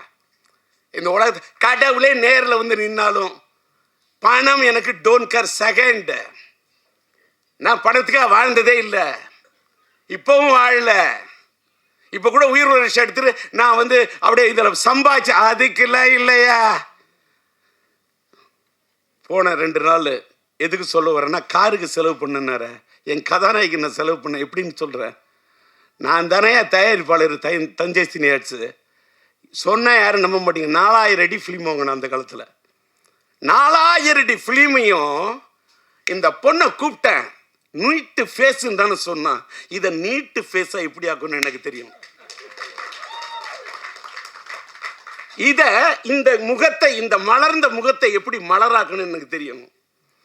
இந்த இதழ் விரித்த இந்த மலரை எப்படி ஒரு சிரித்த மலராக ஆக்கணும்னு எனக்கு தெரியும். என்ன நான் நம்பல, நான் நம்பும் கடவுளை நம்புறேன். அவங்க சொன்ன பாரு, குதிரைன்னு அது வெள்ளி. இந்த பொண்ணை கதாநாயகன் ஆக்குனா இது எனக்கு தருண்டா புகழா அள்ளி, இது தருண்டா எனக்கு பணத்தை அள்ளி எப்படின்னு என்று மனசுக்கு எனக்குள்ளேயே சொல்லி சொல்லி நான் நல்லிமா என்ன பண்ற, இந்த முடியை வந்து அப்படியே விரிச்சு விட்றா, ஃபுல்லாக அப்படியே ஹேரை விரிச்சு விட்டுரு, அப்படியே வச்சு பேக் லைட்டில் வச்சு கொளுத்துறேன். அப்பயே பேக் லைட்டு, அந்த பேக் லைட் அதான் என் கதானையோட ஹைலைட்டு. பேக் லைட்டு, அந்த பேக் லைட்டுக்கு முன்னாடி என் கதாநாயகோட முகம் பிரைட் லைட்டு வச்சு எடுத்தேன். 4000 அடி. அந்த காலத்தில் அந்த 4000 அடி ஃபிலிம் என்ன செலவாகும் எடுத்தேன். ஜெமினி லேபில் போய் உட்காந்த, அதுக்கு போய் உட்காந்து அந்த காலத்தில் கலரிங் பண்ணுறதுக்கு இப்போல்லாம் டிஐ பண்ணிட்டு ரஷ்யா ரெடி பண்ணிட்டு அவங்கள கூப்பிட்டேன். யார் பார்த்துட்டு இந்த பொண்ணு கதாநாயகியா வேணான்னு சொன்னாங்க அத்தனை பேரும் கை தட்டினாங்க. அத்தனை பேரும் என்னுடைய எதுக்கு இதை கூட சொல்கிறேன். உடனே மீடியாலாம், என்னுடைய எல்லா மீடியா நண்பர்களுக்கும் என்னோட வணக்கம். உடனே நான் என்னடா டிஆர் இப்படி பேசுகிறாரு, என் திறமைக்காக இதை நான் சொல்லலை, என்னுடைய திறமையின் இலக்கணத்துக்காக இதை நான் சொல்ல, இதை நான் தலைக்கணத்துக்காக நான் சொல்ல. இந்த உலகத்தில் ஒன்று நீங்கள் தெரிஞ்சுக்கணும், வாழ்க்கையில் யார் எப்போ எப்படி வருவாங்க, கீழே இருக்கிறவங்க மேலே வருவாங்க, மேலே இருக்கிறவங்க கீழே போவாங்கங்கிறது ஆண்டவனுக்கு மட்டும்தான் தெரியும். அடுத்த எவனுக்குமே தெரியாது. படம் எடுத்தவனுக்கு கூட தெரியாது. ஒரு படம் வெற்றியா இல்லையான்னு படம் எடுக்கிறவனுக்கு தெரியாதியா. படம் பார்க்கக்கூடிய ரசிகனுக்கு மட்டும்தான் தெரியும். ஏன்னு கேட்டால் அந்த படம் பார்க்கக்கூடிய ரசிகன் மனசுக்குள்ள இருக்கிறவன் படைச்ச இறைவன் யா. அதனால தான் மக்கள் தீர்ப்பே மகேசன் தீர்ப்புன்னு சொன்னான். ஓட்டு குத்துறது கூட, ஓட்டு போடுற வரைக்கும் ஓட்டு யாருக்கு போடுவோன்னு யாருக்குமே தெரியாது. ஓட்டு போடுறவனை கை முடிவு பண்றது கிடையாது. ஓட்டை டிசைட் பண்றது கை இல்லையா, கடவுள். அந்த விதி, அன்னைக்கு இருக்கக்கூடிய அந்த மதி, அன்னைக்கு இருக்கக்கூடிய அந்த கதி. விதி என்று சொன்னால் விதி, மதி என்று சொன்னால் சந்திரன், கதி என்று சொன்னால் கதிரவன். இது 3 டிசைட் பண்ணும். எதற்காக இதை சொல்லுகிறேன் என்று சொன்னால், என் கதாநாயகி அன்றைக்கு நான் இப்படி செலக்ட் பண்ணணும்னு அத்தனை பேர் அசந்தாங்க. அந்த செலக்ஷனை பார்த்து நாடே அசந்தது. அதாய உயிருள்ள தமிழ் அப்படி ஒரு ஹிட்டு. தெலுங்குல பிரேம சாகரம், காதல் சமுத்திரம் 2 வருஷம் தமிழ்நாட்டு மக்கள் என்ன ஆமோதிச்சாங்க, ஒத்துக்கிறேன். அதை தாண்டிய அந்த ஆந்திரா மக்கள், தெலுங்கு ஆடியன்ஸ், తెలుగు కూడా నాకు బాగా తెలుసు, తెలుగు అంటే నాకు బాగా ఇష్టం. 2 வருஷம்யா ஒரு படம். அந்த ஊர் வெற்றி விழா விஜயவாடா போகிறோம், ஒன்று ஏரியா. அந்த மக்களை தூக்கத்தில் நினச்சா கூட எனக்கு மக்களாக தெரியாது, தெய்வமாக தெரியும். ஆந்திரா ஆடியன்ஸு எனக்கு இப்போ கூட இது வந்து நான் நிறைய இதில் சொல்லுவேன், யாராலையும் புரிஞ்சிக்க முடியாது. நான் இப்போ கோயிலுக்கெல்லாம் போகிறதில்ல, நான் எந்த குளத்துக்கும் போகிறதில்ல, எந்த ஸ்தலத்துக்கும் போகிறதில்ல. ஏன்னா நான் இப்போ உள்ளம் பெருங்கோயில், ஊனுடம்பாளையம், வள்ளல் பிரானாருக்கு, வாய் கோபுரவாசல், தெல்ல தெளிந்தோருக்கு, சீவனை சிவலிங்கம், கள்ளப்புலனைந்தும் காளாமணி ஒளிவிளக்கே அப்படின்ற உள்ளத்தில் தான் தெய்வம் இருக்கான்னு அருட்பெரும் ஜோதி தனிப்பெருங்கருணை வள்ளலார் வழிக்கு போயிட்டேன். உட்காந்த இடத்துல கண்ணை மூடுறேன், மூணா அப்படியே தியானிக்கிறேன். எனக்கு எதை பற்றியுமே கவலை இல்லை. என்ன அமெரிக்கா போன என்ன பாடி பறந்து வருதுன்னு எழுதிட்டான். விமானம் தாண்டா பறந்து வரும், பாடி எப்படிடா பறந்து வரும்? அதெல்லாம் இதெல்லாம் இப்போ என்ன கேட்டால், நம்ம மறைந்த பிறகு நமக்கு என்னென்ன மலர் மாலை வைப்பாங்க, நமக்கு என்னென்ன பண்ணுவாங்க, நமக்கு சவப்பட்டி எப்படி தயார் பண்ணுவாங்கன்னு. படப்பொட்டி தயார் பண்ண எனக்கு உயிரோடு இருக்குள்ளே சவப்பொட்டி தயார் பண்ண உலகம் அது. இதை விட வார்த்தையே இல்லை. படப்பொட்டி தயார் பண்ண எனக்கு நான் சம்பாதிச்ச பணத்தெல்லாம் பணப்பொட்டியில் கொண்டு வச்சதே இல்லையா. மேக்சிமம் படப்பொட்டியில் தான் போடுவேன். இன்றைக்கி என் ஃப்ரேமை பார்க்குறேன், நான் என்ன சம்பாதிச்சிருக்கேன். இப்போ இங்கெல்லாம் எல்லாரும் பழைய படத்தெல்லாம் பற்றி பேசுனாங்க. இந்த பழைய படத்தை ரெக்கார்டிங் பண்ணி மியூசிக் பண்ணுங்கிறதுக்கு 38 நாள் பாட்டை செதுக்கியிருக்கேன்யா. 38 நாள் பாட்டை அதே டியூனு, அதே அண்ணன் மறைந்து விட்ட பாலண்ணன் வாய்ஸு, மறைந்து விட்ட அண்ணன் டிஎம்எஸ் சங்கீத சாம்ராட் டிஎம்எஸ் அண்ணன் வாய்ஸு, அதே நம்மளுடைய மலேசிய வாசுதேவன் வாய்ஸு. அந்த வைகைக்கரை காத்துக்கு எனக்கு உயிர் கொடுத்த அண்ணன் ஜேசுதாஸ். வாழ்க்கையில் லவ் ஃபெயிலியரில் என்னால் தேவதாசியும் மறக்க முடியாது, அண்ணன் ஜேசுதாஸையும் மறக்க முடியாதுயா. அவர் மேலே எனக்கு அப்படி ஒரு, அதுக்கு என்ன வார்த்தை சொல்கிறது, ஒரு தாளாத மயக்கம். அவர் மேலே எனக்கு ஒரு தாளாத ஒரு இது. ஏன் தெரியுமா? எவ்வளோ பெரிய ஞானி, எவ்வளோ பெரிய சங்கீத ஒரு பெரிய சங்கீத சாம்ராஜ்யத்தை கட்டி போட்ட ஒரு மனிதன். அதாவது அவருடைய பாட்டை இந்தியில் கேட்டுக்கொண்டு அந்த கோரி திறக்கம் அந்த பாட்டெல்லாம் கேட்டால் ஒரு 100 தடவை கேட்பேன். அவரை நான் பாட வைக்கிறது என்பது ஒருதலை ராகத்திலே அவரை பாட வைக்கணும்னு உருகி போய் காத்துக்கிட்டு இருந்த ஒரு டேட்டு கிடைக்கல. அதுக்காக தான் ஜெயச்சந்திரன் பாட வச்சேன். கடவுள் வாழும் கோயிலில் கற்பூர தீபம். அவர் இந்த வைகைக்கரை காத்தே. நான் ஒரு சின்ன பையன், அவரோட வயசுக்கு முன்னாடி, அவரோட அறிவுக்கு முன்னாடி, அவரோட ஞானத்துக்கு முன்னாடி என்னோட இசை ஞானம்லாம் சும்மா. நான் சொல்லக்கூடிய அந்த ராகத்தை, அந்த வரிகளை அண்ணன் சொன்னார் பாருங்க. அழகா சொல்றாரு. நம்ம விக்ரமன் சொன்னாரு, திருக்கோவில் வாசல் அது திறக்கவில்லை, தெருக்கோடி பூஜை அது நடக்கவில்லை, தேவதையை காண்பதற்கு வழி இல்லை. இது இப்படிலாம் வரி. கூண்டுக்குள்ளே அலைமோதும் காதல் கிளி அவள் பாவம், இப்படிலாம் வரும். காதலில் வாழும் கன்னி மனம் காவலில் வாடையில் கன்னி விடும். அங்க கன்னி மனம் 2 சுழி இன்னு, அந்த காவலில் வாடையில் கன்னி விடும் அங்கேயும் 2 சுழி இன்னு. ஆனா மீனிங் வேற. என்னோட படத்தோட எல்லா பாட்டையும் கேளியா, பாட்டோட வரிக்கு மீனிங் சொல்றேன். எப்படி சொல்றேன்? அதை பார்த்துட்டு எடுத்து வச்சுட்டு இன்னைக்கு அதை பேசுறவங்களுக்கெல்லாம் அத்தனை லட்சம் வியூஸ் கிடைக்குது, அத்தனை மில்லியன் வியூஸ் கிடைக்குது. எனக்கு அப்போ என்ன வியூஸ் கிடைக்கணும்? நான் இப்போ வியூஸையும் நம்புறதில்ல, நியூஸையும் நம்புறதில்ல. லைஃப் மாறிடுச்சு. இனிமேலுக்கெல்லாம் இந்த பேரு புகழ் இது எல்லாத்தையும் எடுத்துட்டு போனா எங்க போக முடியும்? மேலோகத்துக்கு போகும்போது எந்த பேரும் வராது, புகழும் வராது, எதுவுமே வராது. நம்ம சேர்த்து வச்ச புண்ணியம் தான் வரும். இன்னைக்கு நான் சேர்த்து வச்ச புண்ணியம் தான் என் பையன் சிம்பு. நான் இன்னைக்கும் பேசுறேன் இத்தனை தெம்பு. அதுக்கு காரணம் என் பையன் சிம்பு. யார் வேணாலும் என் மேல விட்டு பார்க்கட்டுமா அம்பு, யார் வேணுமாலும் பண்ணி பார்க்கட்டுமா வம்பு, யார் வேணுமாலும் சீவி பார்க்கட்டுமா கொம்பு, இல்ல முற்றத்துக்கு கொண்டு வரட்டுமே கொம்பு. என்கிட்ட இருக்குது தெம்பு. காரணம் நான் பெத்த புள்ள சிம்பு. விட்டாது பாயிர அம்பு. நான் சொல்றத நம்பு. எங்க ஏத்தனை எங்க இறக்கணும் அப்படின்னு டயலாக் அடுத்தவங்க எழுதி கொடுத்த டயலாக் பேசுறோம். டிஆர் இல்ல, நான் சொந்தமா பேசுவேன். தெலுங்கு பேசுவேன், तेलुगु बाग तेलुसु, हिंदी थोड़ा थोड़ा मालूम है, हिंदी में बात कर सकता हूँ, हिंदी में बात करने के लिए कोशिश कर रहा हूँ, हिंदी ला पाडुवें, हिंदी ला पेसुवें, हिंदी ला पाडुवें, तालतोड़ पाडुवें, ஞானத்தோட பாடுவேன். இது தலைக்கணம் இல்லை.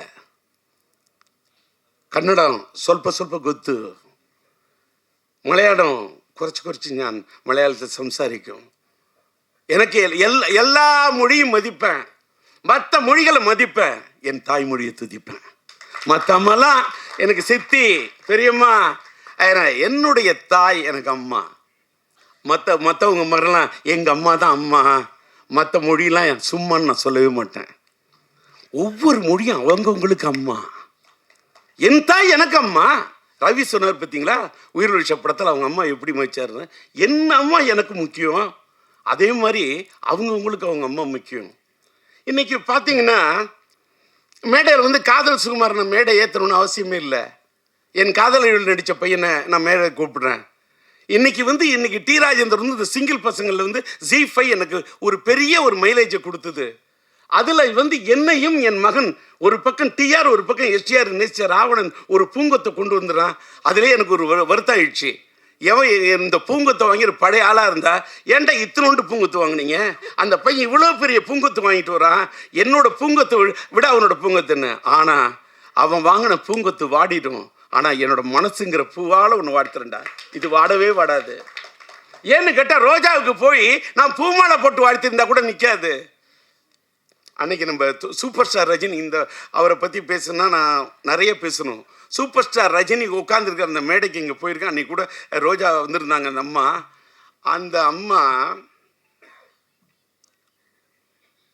நான் பேசுகிறேன் அப்படி சிரிக்குது, அப்படி சந்தோஷப்படுது. பல பேர் மூஞ்சில் ஆடுல இடி அடிக்குது. ஆனால் அந்த பொண்ணு மட்டும் அப்படி சிரிக்குது. என்ன கள்ளங்கபடம் இல்லாத பொண்ணுயா.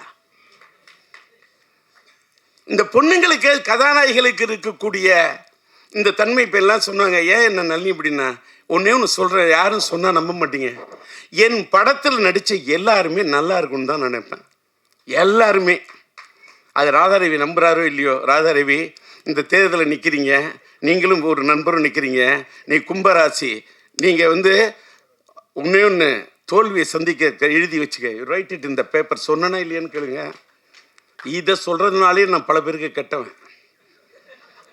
பொய் உண்மையை மறைச்சி சொன்ன அது நல்லிம்மா உனக்கு இப்படி இருக்கு, நீ இந்த ராசி, இந்த மேடையில் சொல்ல மாட்டேன். உடனே யாராவது ஃபோன் பண்ணி இதுதான் ஒரு ராசியா அப்படின்னு நல்ல நேரத்துக்குள்ளே பாராட்டிடுவான். கெட்ட நேரங்குள்ளே என் கதாநாயகி ஏதாவது சொல்லிடக்கூடாது. என்னத்துக்கு இதை சொல்கிறேன்னா, கொஞ்சம் வாட்டர் கொடு.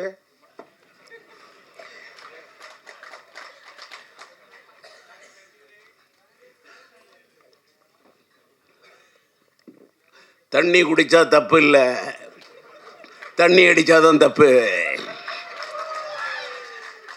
ஓகே, ஏன்னா எம்ஆர்ஓதாவோட ரசிகன்.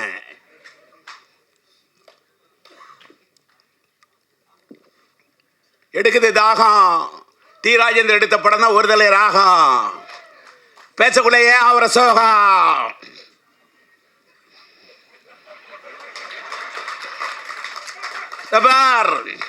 என்னடா என்ன பக்கத்தில் வச்சுட்டு எங்கள் அப்பா மாதிரி பேசுகிறாரு. பேசுவேன்.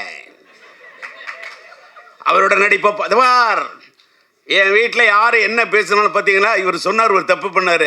ஒருத்தர் இடையில ஓடி வந்துட்டான், ஷார்ட் வீணை போய்டும். என் நண்பன் கஷ்டப்பட்டு அத்தனை டேக் அப்படி ரவுண்ட் டாஸில் போட்டு அத்தனை டைலாக் விட்டுருக்கான், இடையில ஒருத்தர் ஓடி வந்துட்டான்னு சொன்னாங்க. மற்றவொன்னே என்ன யோசிப்பான், ரீடேக்குன்னுவான். நான் ஏண்டா வீட்டில் ஒரு வேலைக்காரர் இருக்க மாட்டேன்னா, ஏய் வச்சுக்க ஷார்ட் ஓகே ஜோட். டி ராஜேந்தர் தாளம் தட்டம் பாடுவோம் பாட்டே இப்படி போடும் அடிக்கடி ரூட்டு. டி ராஜேந்தர் தட்டம் பீட்டே, ராஜேந்தருக்கு தனி ரூட்டு. சும்மாலாம் ஒரு சினிமாவுக்கு வந்து ஒருத்தன் ஜெயிக்க முடியாதியா. சினிமாவுக்கு வர்றதுக்கு என்ன அவ்வளோ செதுக்கியிருக்கேன், கஷ்டப்பட்டுருக்கேன்.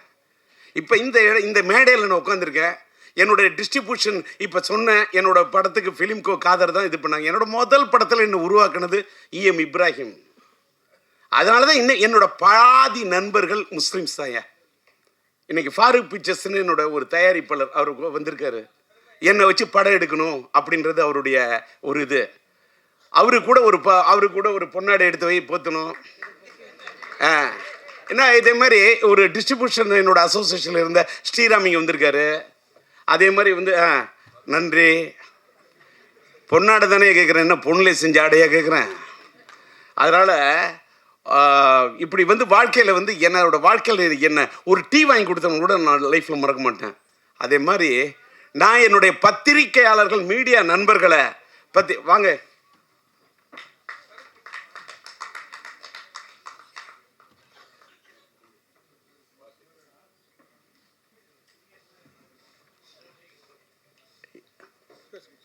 என்ன சீன்?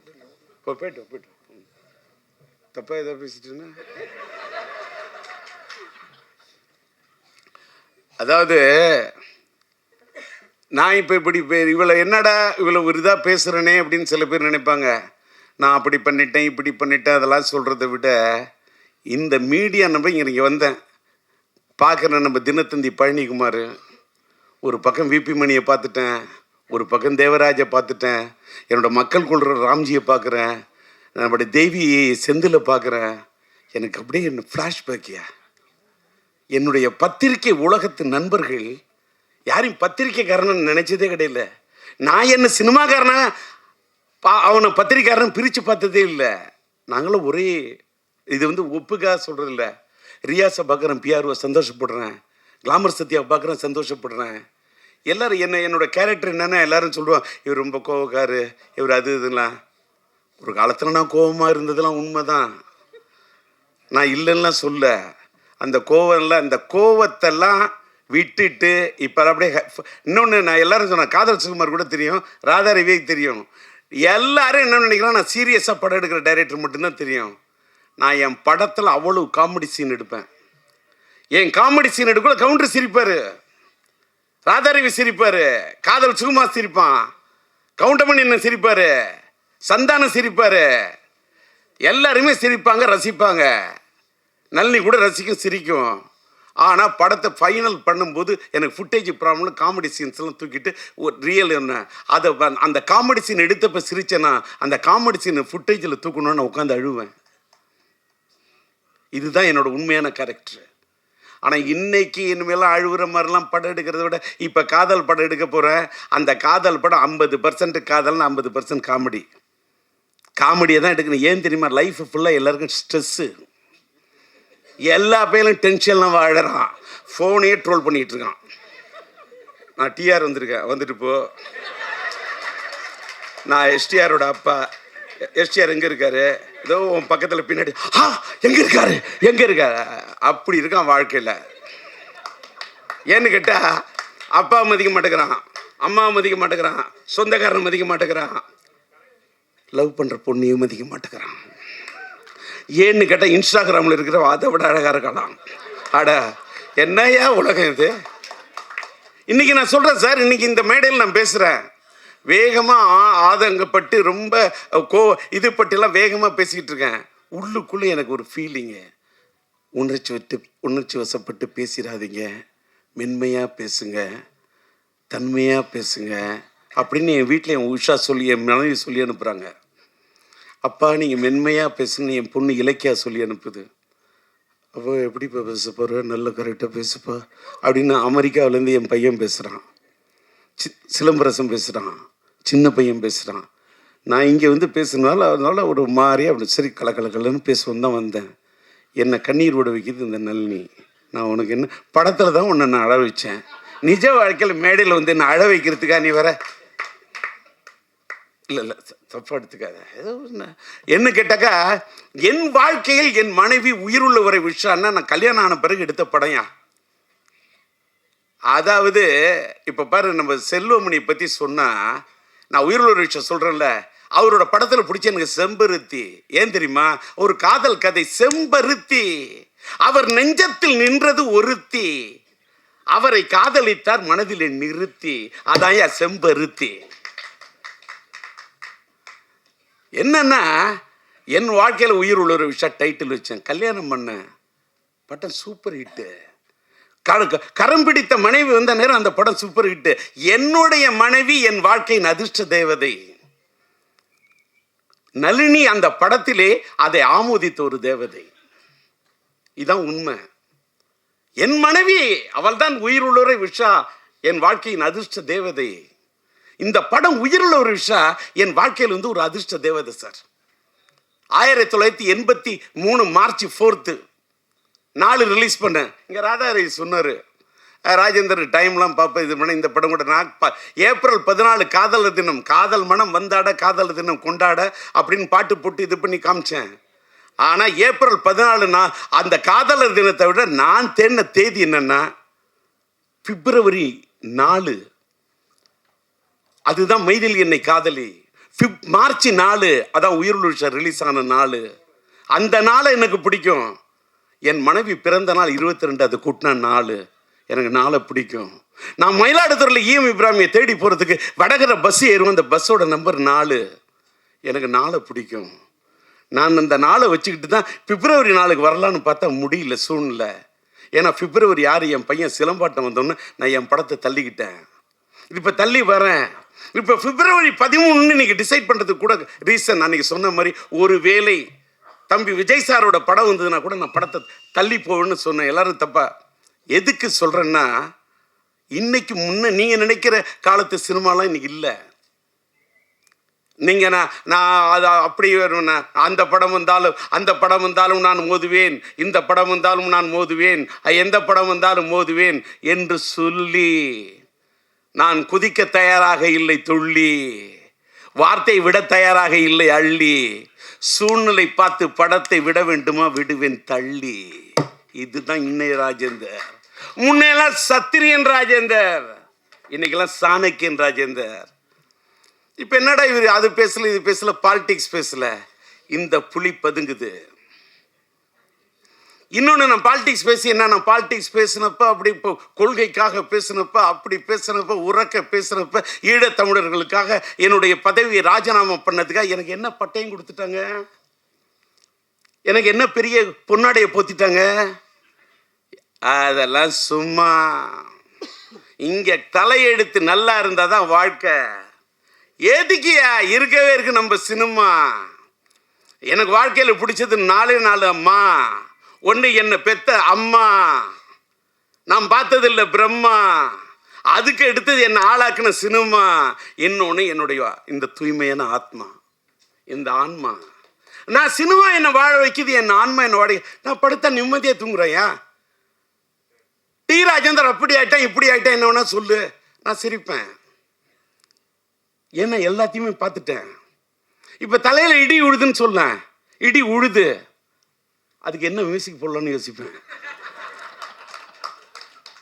இதுக்கு இந்த தண்டருக்கு இதுக்கு என்ன பேங்க் கொடுத்தா கரெக்டாக இருக்கும்?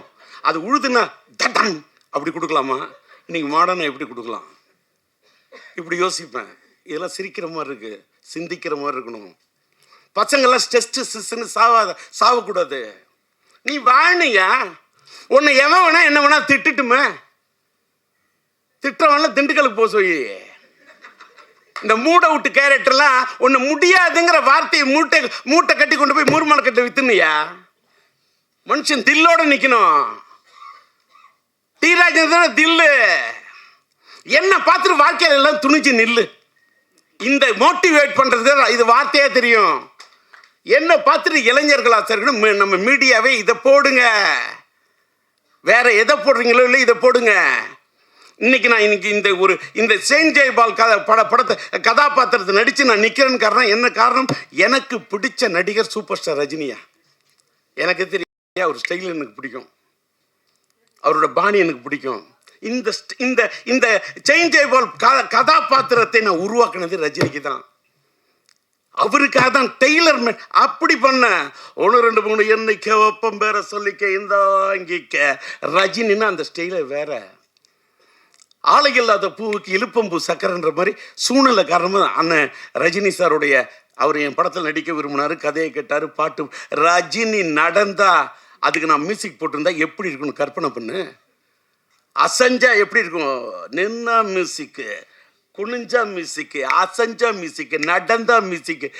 நாடே அப்படி அடிப்பையா, அப்படி பாடுவையா? கூலியில் போய் ஒரு பிட்டு பண்ணதுக்கு நாடு தாங்கலை. நேற்று ஒரு கல்யாண வீட்டுக்கு போகிறேன் அப்படின்னா, டூ டக்கா டுவு டுவு டூ டக்கா டக்க டூ டக்கா டுவு டுவு டூ டக்கா தட்டுறான். என்ன பண்ணுவேன்? என்ன எதுக்கா சொல்ல உடனே இவர் என்ன பெரிய இவரா? அப்படி நான் பெரிய இவரெலாம் இல்லை, ஏஐ வச்சுலாம் பாடல, ஒரிஜினலாக பாடுறேன். அங்கதான் விஷயம். அது ஏஐ டிஆர் பண்ணாது இயற்கை. இங்க தாளம் போடும் என் கை.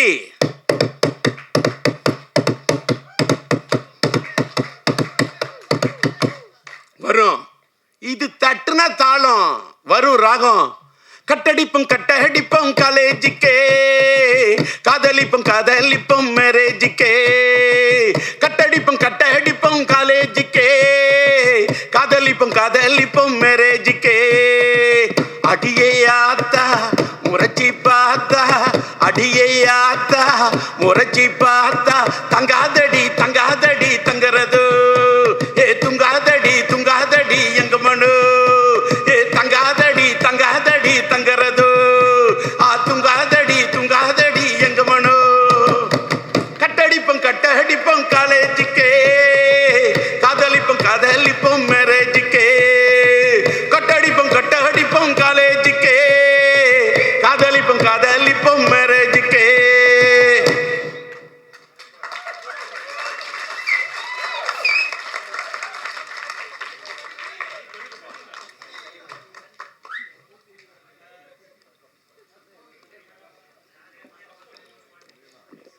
என்ன எனர்ஜின்னு கண்ணு வைக்காத. என்ன எனர்ஜி சொல்லட்டுமா? ஐயோ, என்ன எனர்ஜின்னு இப்போ சொல்கிறேன். தலைக்கணல்ல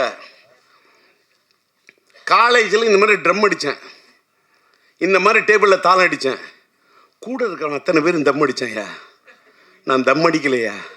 உடனே நீங்கள் நினைப்பீங்க, என்னடா இவன் தம் அடிக்கலையே, இவன் நல்லவங்கிறதுக்கா? இல்லை சார், தம் அடித்தாக்கா என் வீட்டில் குடும்பம் அடுப்பு புகையாது சார். என் வாயில் நெருப்பு புரிஞ்சா எங்கள் வீட்டில் அடுப்பு புகையாது சார். எங்கள் அம்மா எனக்கு கஷ்டப்பட்டு ஒரே ஒரு டிஃபன் பாக்ஸில் கொடுத்த தயிர் சாதத்தி எலுமிச்சை சுரி சாப்பிட்டு படித்து ஒரு கோல்டு மெடல் வாங்கணும்னு நினச்ச ஒரு ஸ்டூடெண்ட்டால் என்னால் தம் அடிக்க முடியாதையா. இன்றைக்கி இவ்வளோ எல்லாம் இவருக்கு என்ன எனர்ஜின்றீங்க. நான் அன்றைக்கி வாழ்க்கையில் தம்மை தொட்டதே கிடையாது. ட்ரம் அடிப்பேன், ஆனால் தம் அடிக்க மாட்டேன். இன்னைக்கு தம் பிடிச்சி நிற்கிறேன்னா காரணம் தம் அடிக்காமல் இருந்தது ஐயா. இதை பார்த்தாவது இளைஞங்கள்லாம் கற்றுங்க ஐயா. என் பையன் நடித்த படம்னா தம்மா இருக்கலாம், ஆனால் டிஆர் தம் அடிக்க மாட்டேன். அவன் நடித்த படம் தம்மு, அந்த தம்மு வேற. அவனும் இன்னைக்கு தம்மோடு தான் நிற்கிறான். நான் சொல்கிறது வேற தம்மு, அதாவது காதல் சுகுமார். நான் சொல்கிறது வேற தம்மு, அதை நீ நீ நீ நீ வேற மாற்றக்கூடாது. அது இன்னொன்று, என்னடா டிஆர் ரொம்ப கலகலப்பாக பேசுனேன். ஐயோ, போகும்போது எதே எடுத்துகிட்டு போகிறோம், வந்தாங்க மீடியா, அங்கேருந்து அங்கேருந்து வந்தார் பழனிக்குமார் சொல்கிறாரு, அன்னைக்கு பேசுனது சூப்பர், அதை விட இன்றைக்கி நல்லா பேசணும். அப்படியே சும்மா டல்லாக நான் இந்த படத்துக்கு வந்திருக்கின்றேன். இந்த படம் ஒரு 350 நாள் ஓடி. எப்படா 3 நாள் ஓடுறதுக்கு கஷ்டம், வெள்ளி சனி ஞாயிறுக்கே அவன்கிட்ட முக்கிக்கிட்டு கிடக்குறான். இதில் 350 நாள். இந்த அல்வா கொடுக்குறதுலாம் எனக்கிட்ட நடக்காது. நான் அதெல்லாம் நம்பவே மாட்டேன். நான் கனவு எதவரையா பணத்தை யாராவது என் கையில் கொடுத்தாங்க, அந்த பணத்தை எனக்கு கிள்ளி பார்ப்பேன், இது ஒரிஜினல் டூப்பான்னு. நான் எதுவுமே நம்ப மாட்டேன். ஒரு பொண்ணு நான் ஒன்று விரும்புகிறேன்னு சொன்னாலும் நம்ப மாட்டேன். அவள் பொண்ணு விரும்புகிறேன்னு சொல்கிற அவளுடைய இதழில் சொல்லக்கூடிய வார்த்தையை விட அவள் கண்ணு சொல்லு, அதான் என் காதல். இன்னைக்கு லவ் ஸ்டோரி இப்படி எடுக்கிறேன்னா எப்படி எடுக்கிறேன்? ஒரு பொண்ணோட கண்ணை புரிஞ்சிக்க முடியாத ஒன்னால ஒரு பொண்ணை எப்படியா புரிஞ்சிக்க முடியும்? ஒரு பொண்ணுடைய அதோ வார்த்தையால் சொல்ல முடியாத அத்தனையும் பார்வை சொல்லியா, அதான் என் காதல். அதனால தான் சொன்னால்தான் காதலா, சொல்லாமலே பாடலா, சொல்லாம தானே இந்த மனசு தவிக்குது. டி ராஜேந்திர சும்மாலாம் ஜெயிச்சில்ல, சும்மாலாம் நின்று இல்லை. இங்கே தேவராஜ் பார்க்குறாரு, நான் என்னுடைய பத்திரிகை நண்பர்கள் அத்தனை பேர், நம்மளுடைய தேவி செந்தில் பார்க்குறாரு, அத்தனை பத்திரிகை அத்தனை நண்பர்களுக்கு என்னோட நன்றி. இப்போ நான் பேர் சொல்லணும்னு வச்சுக்க, கமலா தேட்டர் ரமேஷை சொல்லலாமா, ஸ்ரீராம சொல்லலாமா, நம்ம இவரை சொல்லலாமா, யாரையோ சொல்லணும், யாரையோ பாராட்டணும். இன்னொன்று எனக்கு இன்றைக்கி வந்ததில் என் படத்தை பற்றி நான் பேசுகிறத விட இப்போ செல்லுமணி பேசினார் பாருங்க, அவரோட கேப்டன் பிரகாவர் பார்த்து நான் தலை சுற்றினவேன். நான் புது வசந்தம் பார்த்துட்டு அப்படி என் படத்தில் நடித்த தங்கை கோரிக்கத்தில் நல்லியோடு நடித்த ஆனந்த் பாபு அப்படி அற்புதமாக பயன்படுத்தியிருந்தான் இந்த மனுஷன். எனக்கு அடுத்தவங்க படத்தை அப்படி ரசிப்பேன். நான் யாரை பார்த்தும் பொறாமப்பட்டதே இல்லை, யாரை பார்த்துமே பொறாமப்பட்டதில்லை. சூப்பர் ஸ்டார் ரஜினி சாரை பார்த்தே நான் பொறாமப்பட மாட்டேன். ஏன்னா என்ன கேட்டால் என்ன வாழ்க்கையில் என்னுடைய டயலாக்கை, என் ஸ்டைல, என்னோட பாவத்தை, என்னுடைய நடைய, என்னுடைய உடைய, என்னுடைய பாவனைய அப்படி தட்டி கொடுத்த ஒரு கலைஞன். ஆனால் ஒன்று, அந்த கால் ஷீட் எனக்கு தான் கொடுத்தாரு. அவரோட படத்தை ஒரு பெரிய தயாரிப்பு நிறுவனம் தான் பண்ணணும் அப்படின்னு சொன்னார். என்னால் நான் தயாரிக்கிறது உள்ள டைரக்ஷன் கேட்குறேன். நான் ராஜீவ் டைரக்ட் பண்ணாலும் அவ்வளோ ரூபா சம்பளம், ரஜினி சார் டைரக்ட் பண்ண அவ்வளோ சொன்னேன். நான் தயாரித்தா இன்றைக்கி என்னோட பிரச்சனை தீர்வு ரஜினி. இல்லை நான் பெரிய கம்பெனியில் மட்டும்தான் நடிக்கிறது, கொள்கையாக வச்சுருது ராஜேந்தர், தப்பாக எடுத்துக்காதுன்னு. அப்போ நான் சொன்னேன், ஓகே தலைவா, நண்பா, நான் ஒரு பெரிய தயாரிப்பாளர் ஆன பிறகு, தயாரிப்பு நிறுவனம் ஆன பிறகு நான் வரேன்னு சொல்லிட்டு வந்தேன். வந்துட்டு நான் ரஜினி வச்சு படம் எடுக்கல, ரஜினியோட பிளட் ஸ்டோன் டிஸ்ட்ரிபியூட்டராக வாங்கினேன். ரஜினியோட ராஜாதி ராஜா படத்தை ரிலீஸ் பண்ணேன். என்ன சில ரஜினி படம் இப்படி கலெக்ட் பண்ணி காமிச்சேன். எனக்கு எது பிடிக்குதோ, பிடிச்சா பிடிச்சது தான், பிடிக்கலன்னா பிடிக்கல தான். எதுக்காக சொல்கிறோன்னா, ரஜினி சார் இந்த படத்தில் நடிச்சிருந்தா, இந்த செயின் ஜெயபால் வருகிறார், அவர் செயின் சுற்றி இருந்தா, அந்த செயினை சுத்துறதுக்கே தலை ஜனங்க சுத்த வைக்கிற மாதிரி செயின் ஜெயபால். அவருக்கு ஒரு ஸ்டைல், அந்த ஸ்டைல் நான் வைக்கவே இல்லை. அவர் ஸ்டைல் நான் பண்ணவே இல்லை. அவர் ஸ்டைல் நான் பண்ணி காட்டினா இன்னைக்கு அதுதான் உங்களுக்கு டாக் ஆஃப் த டவுன் ஆகும். அதை நான் பண்ண மாட்டேன், நான் பண்ணல. நான் என் பாணியில் பண்ணேன், எனக்குன்னு ஒரு ஸ்டைலை வகுத்துக்கிட்டேன். ஆனால் இன்றைக்கி நான் ஒரு பெரிய ஆளாகி செயின் ஜெய்பால் கதாபாத்திரத்தில் நடித்து நான் இவ்வளோ பெரிய ஒரு நடிகனாக ஆகி நான் டைரக்ட் பண்ணுறது தான் ஏன் வந்தேன். எனக்கு பிஹைண்ட் த ஸ்க்ரீன் விற்கிற மாதிரி டைரக்ட் பண்ணும், செல்லுமணி மாதிரி டைரக்ட் பண்ணும். நான் உணர்ச்சி வசப்படக்கூடிய கலைஞர். எல்லோரும் நடிக்க, எனக்கு காதல் சும்மா நடிக்க வைக்கணும், சந்தானத்தை நடிக்க வைக்கணும், கூல் சுரேஷை நடிக்க வைக்கணும், ராவணனை பேச வைக்கணும், நளினியை பேச வைக்கணும், ஜீவிதாவை பேச வைக்கணும், ரூபாவை பேச வைக்கணும், அப்படின்னு எல்லாரையும் நடிக்க வைக்கணும். நான் டைரக்ட் பண்ணும். அதான் வந்தேன். என்னோடய சூழ்நிலை வேறு வழி இல்லை. ரஜினி சார் இது மிஸ் ஆனோன்னு நடிக்க நான் அவர் கொடுத்த பாதையில் தான் நான் இவ்வளோ பெரிய ஆளாகிட்டேன். அவர் அன்னைக்கு நடிச்சிருந்தா வேற விஷயம், நான் பெரிய டைரக்டர் ஆயிருப்பேன். இன்னைக்கு என் கையில் இத்தனை 1000 கோடி இருந்திருக்கும், நான் இங்கே நிற்க மாட்டேன், தேர்தல் காலத்தில் நிற்பேன். என்கிட்ட இன்னைக்கு இல்லை 500 கோடி 1000 கோடி, என்கிட்ட இருக்கிறது ஒன்லி தாடி. ஆனால் இது இல்லை, வெறும் தாடி. பஞ்சு டைலாக்காக வருது. இந்த அம்மா கவிதா வந்து மேடையில் பேசுன்னு கொண்டா தமிழ்நடையோட பேசுனுச்சு. முதல் நாள் சிலம்பாட்டத்தில் பேசுனுச்சு. வேறு யாரை காம்பேர் கொடுன, சிங்காரவேலு என் நண்பன் சிங்காரவேலன் டைமண்ட் பாமு, அந்த அம்மா கவிதா பேசணும். அந்த அம்மா பேசிட்டியா? அந்த அம்மாவுடைய அந்த தமிழ் ஏன்னு கேட்டால், அந்த பொண்ணு தஞ்சாவூர் பொண்ணு வந்து தஞ்சை சீனியர்ஸுக்கு படத்துக்கு பேசாமல் எந்த படத்துக்கு பேசும் போயிட்டு வந்துட்டேன். ஒரே டைலாக்கு. அந்த பொண்ணு பின்னாடி இன்னைக்கு சிரிக்குதா இல்லை இவர் தப்பாக சொல்கிறாரான்னு எனக்கு தெரியாது, அதை பற்றி கவலையே கிடையாது. அந்த அம்மா தஞ்சாவூர்னு நினைக்கிறேன்னா. ஓகே, பாருங்கள், தினமலர் அது ஒரு பத்திரிக்கையில் வேலை செய்யக்கூடிய காலகட்டத்தில் அந்த அம்மா என்னோடய ஊர் எதுன்னு சொன்னேன்னு ஒரு 4 கேள்வி கண்ண தஞ்சாவூர்னு சொன்னிச்சு. ஒரு 4 கேள்வி கூட கட்டுக்கொண்டேன். எனக்கு என் ஊர்னா ரொம்ப பைத்தியம். என் ஊர்னா எனக்கு அது மேலே ஒரு பெரிய இது. என் தஞ்சை அவன் தன்னோட பேரை யார் வைப்பான், தன்னுடைய கம்பெனிக்கு பேர் வந்து தான் பேரை வச்சுப்பான். நான் என்னுடைய தஞ்சை மாவட்டத்துக்கு தஞ்சை சீனியர்ஸ்னு பேர் வச்சேன். அப்புறமா என் பையன் பிறந்தோன்னு சிம்பு சீனியர்ஸ்னு வச்சேன். அது வேற விஷயம். ஏன்னா அந்த தஞ்சையை பிடிச்ச மாதிரி தஞ்சையும் நெஞ்சுக்குள்ளே இருக்குது, சிம்புவும் நெஞ்சுக்குள்ளே இருக்கான். என் பையன் சிலம்பு இருக்கானா, அவனோட ஷார்ட் நேம் சிம்பு, அதனால் சிம்பு சீனியர்ஸ்னு வச்சேன். அதனால் எதுக்கு சொல்ல வரேன், எல்லாருக்கும் அவன் ஊர் மேலே அது அவனுடைய இடத்த. என்னோட அண்ணாமலை இது உலகத்தில் எனக்கு எந்த இடம் பிடிக்குதோ இல்லையோ, சிதம்பரம் நடராஜர் பிடிக்கிறதுக்கு மாதிரி நான் படித்த அண்ணாமலை யூனிவர்சிட்டிக்கு அந்த சிதம்பரம் தான். நீங்கள் ஒன்று சொல்கிறேன், நான் கோயிலெலாம் போய் கையெடுத்து கும்பிட்றத விட என் திரையரங்குங்களை பார்த்தா நான் கையெடுத்து கும்பிடுவேன். ஏன் தெரியுமா? திரையரங்குன்னா என்னோடய வாழ்க்கையில் கோயில். அந்த திரையரங்கு என்னோடய கோயிலுங்க சொல்கிற மாதிரி நான் இது தோற்று தட்டில் எடுத்து சாதத்தை போட்டுட்டு அப்படி சாப்பிட போல ஒவ்வொரு பருக்கையில் ஒரு ரசிகனாக தான் சார் பார்ப்பேன். அந்த ரசிகன் தான் என்னை இன்றைக்கி நிற்க வச்சுருக்கான். அந்த ரசிகன் இல்லாமல் நான் இல்லை. இன்றைக்கி நான் என்னுடைய யூடியூப் சேனலுக்கு பேர் டிஆர் டாக்கீஸ்ன்னு வச்சேன். ஏன் தெரியுமா?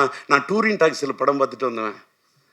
நான் அடிமட்டத்தில் தர டிக்கெட்டில் உட்காந்து படம் பார்த்து ரசித்து, ரஜினியா விசில் அடிச்சுட்டு, சூப்பர் ஸ்டார் கமலா விசில் அடித்து ரசித்து படம் பார்த்துட்டு வந்தேன்னா, அதில் ஒன்று சொல்கிறேன். இது மட்டும் இந்த பதிவை நம்ம செல்லுமணி சொன்னதுனால சொல்கிறேன். ஒரு கதாநாயகி பாராட்டு விழான்னா எந்த கதாநாயகன் வர்றதுக்கு தயக்கம் இருக்கும்.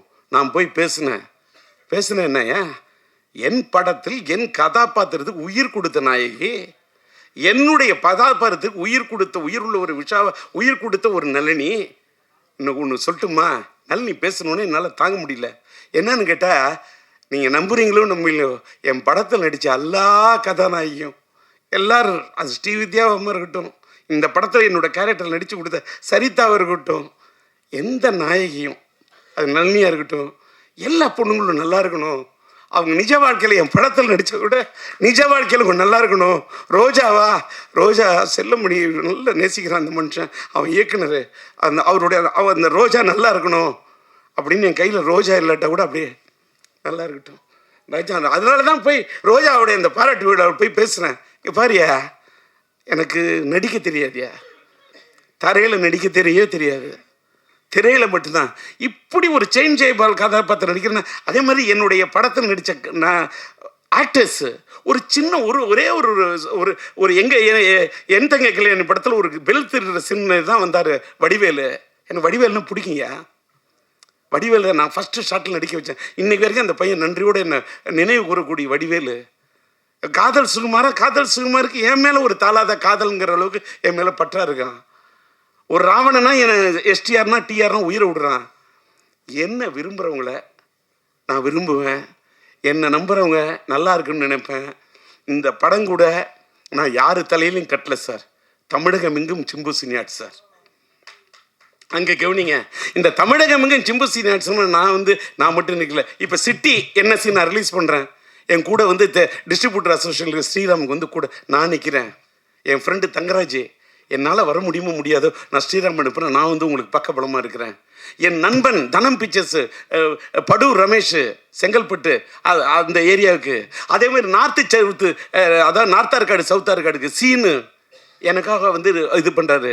அதேமாதிரி தஞ்சாவூர், என் தஞ்சை சீனியார் தஞ்சை மாவட்டத்தில் என் நண்பன் தஞ்சை ராமதாஸ், இந்த படத்துக்கு நீங்கள் சிம்பு சீனியார்ஸ் ரிலீஸ் பண்ணாங்க கூட நிற்போன்னு.